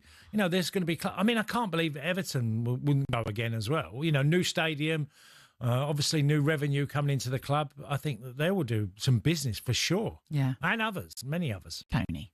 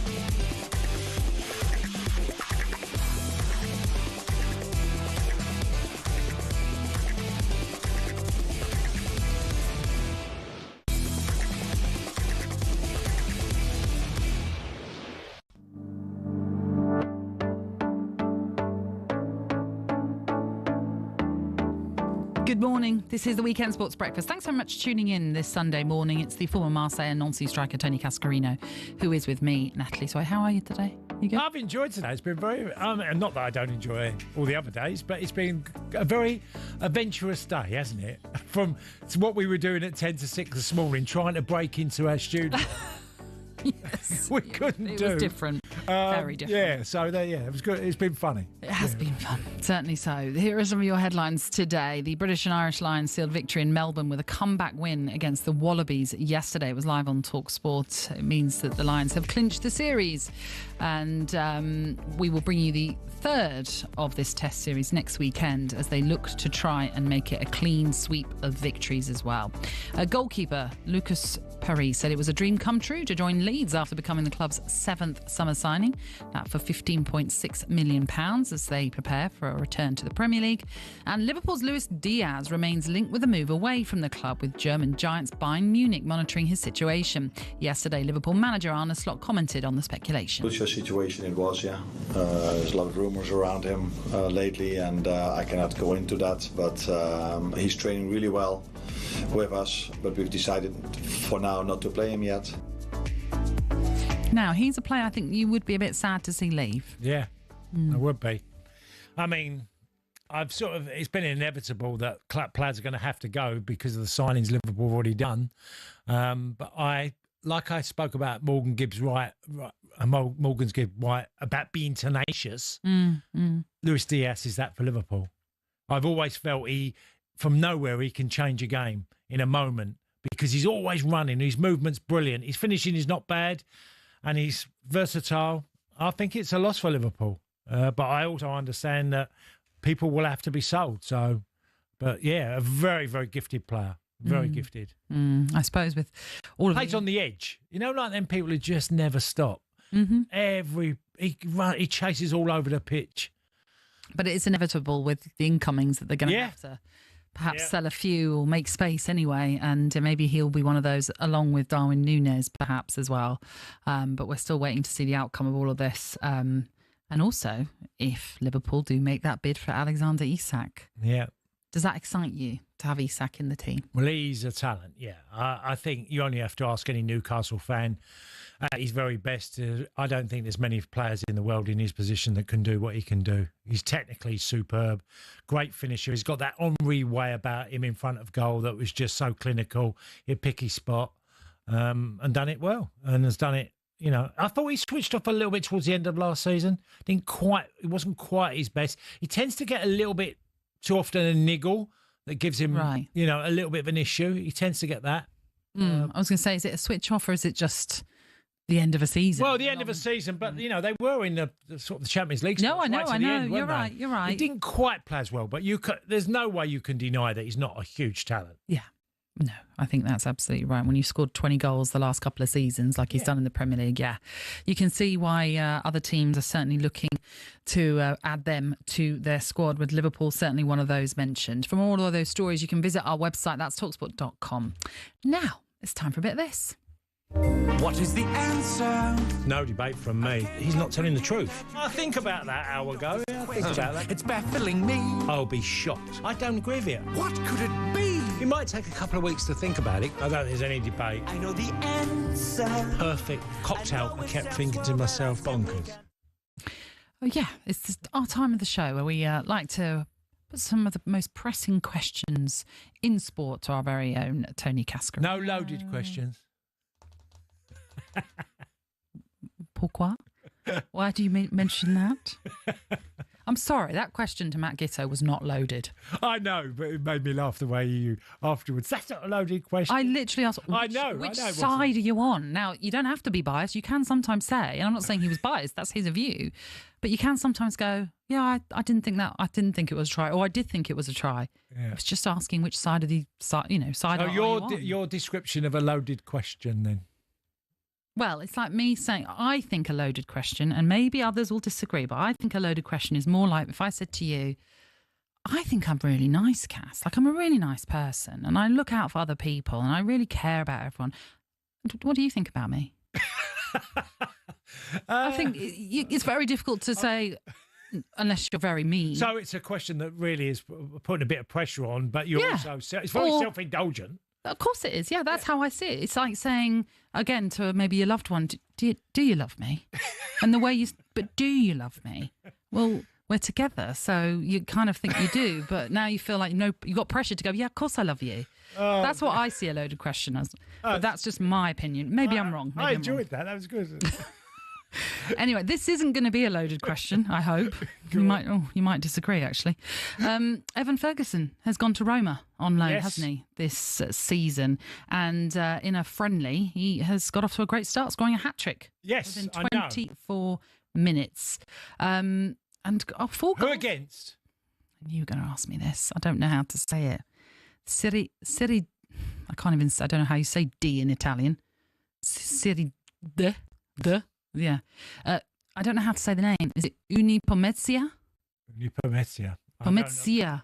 So it's probably. But look, they won 9-0. Put it that way. They won 9-0. Okay, but I haven't even asked you a question yet. No, but I'm delighted. I'm delighted that he scored, because he went for a hell of a long period and way too many injuries, not playing enough football, and he has slid down the pecking order. You know, when he left Brighton to go to West Ham, I saw him on his debut. There was moments. He had a 30-minute cameo. He'd done okay. He looked sharp, but that's about as good as it got when he was on loan at West Ham. There wasn't much more. And you can see there's a player there. Yeah. You can.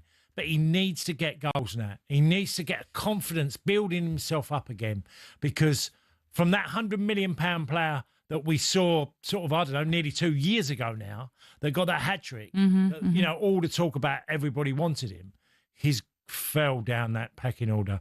Because remember, Brighton let him go and kept Danny Welbeck. You know, he's 34, because they felt Danny was more reliant than him at the time to keep him. They wouldn't have let him go on loan if they would have felt they needed him. So I hope he gets goals for Ireland and obviously get his career on track. He's still a very young man. I think Evans now probably around 20 now, but he's someone who needs to be built back up again and getting goals. Whether it's in a game that's against a team that's pretty meaningless, it'll do him the world of good to go and get a hat-trick, and also completely different environment going abroad. And I think hopefully we can see a resurgence of him as a player. Yeah. 4 goals in that friendly. And as you say, he just needs to get that confidence, whatever it is, back into him. Whatever it takes, he needs to being a footballer that's playing a lot of games, that's for sure. Yeah. It's all set for a massive showdown on TalkSport later today as England take on Spain in the final of the Women's European Championships. It's a rematch of the World Cup final from a couple of years ago. The question is, can football come home once again? Can you sum up this tournament in one word? Crazy. The Lionesses have climbed every Swiss mountain in their way. The balcony of Geneva overlooking the semi-final scene as the Lionesses progressed to a place they'd already been. Another Euros final that at times looked unlikely, but they're there once more. Can they shine again so brightly? Let's take you back to the start, to the England base in Zurich, where we got to know the players. Chiara's choice of music, Chloe guilty of watching back her final winner. Falls to Kelly, inside the box, and she pokes it home off the goalkeeper, and in! The girls getting together, taking in Love Island over dinner. Russo dumped, Russo scored, Russo then came on TalkSport. Hopefully they can go the way and lift it again. Lionesses staying at the plush Dolder Grand as their Euro defence was plotted and planned. Proper England, it's who we are and what we want to show, and of course that has to do with our tactics, how we want to play. We lost our first game, poor against the French. Serena struggled to know when to bring players off the bench. The first time a defending champion has ever lost the opening match of the following Euros. Yeah, like there wasn't already enough pressure, but double that now. Netherlands were battered, Wales were on vacation. 10 goals in 2 games and England lifted the nation. In Serena, we trust. Proper English display, that's what we wanted to put on. Penalties with Sweden, more misses than Henry VIII. We didn't deserve to win, but you've got to keep the faith. Their grip on the Euros trophy remains alive. Subs left late again by manager Serena, but on to the semi-final in those mountains of Geneva. Italy pretended to be injured. They wasted so much time. And in those added minutes, it was time for Mish to shine. And Jurang is there. Can she put it in? She does! Teenage sensation, firing home. It's coming home, not going to Rome. Italy whining, blah, blah, blah. Sweets, adjumang.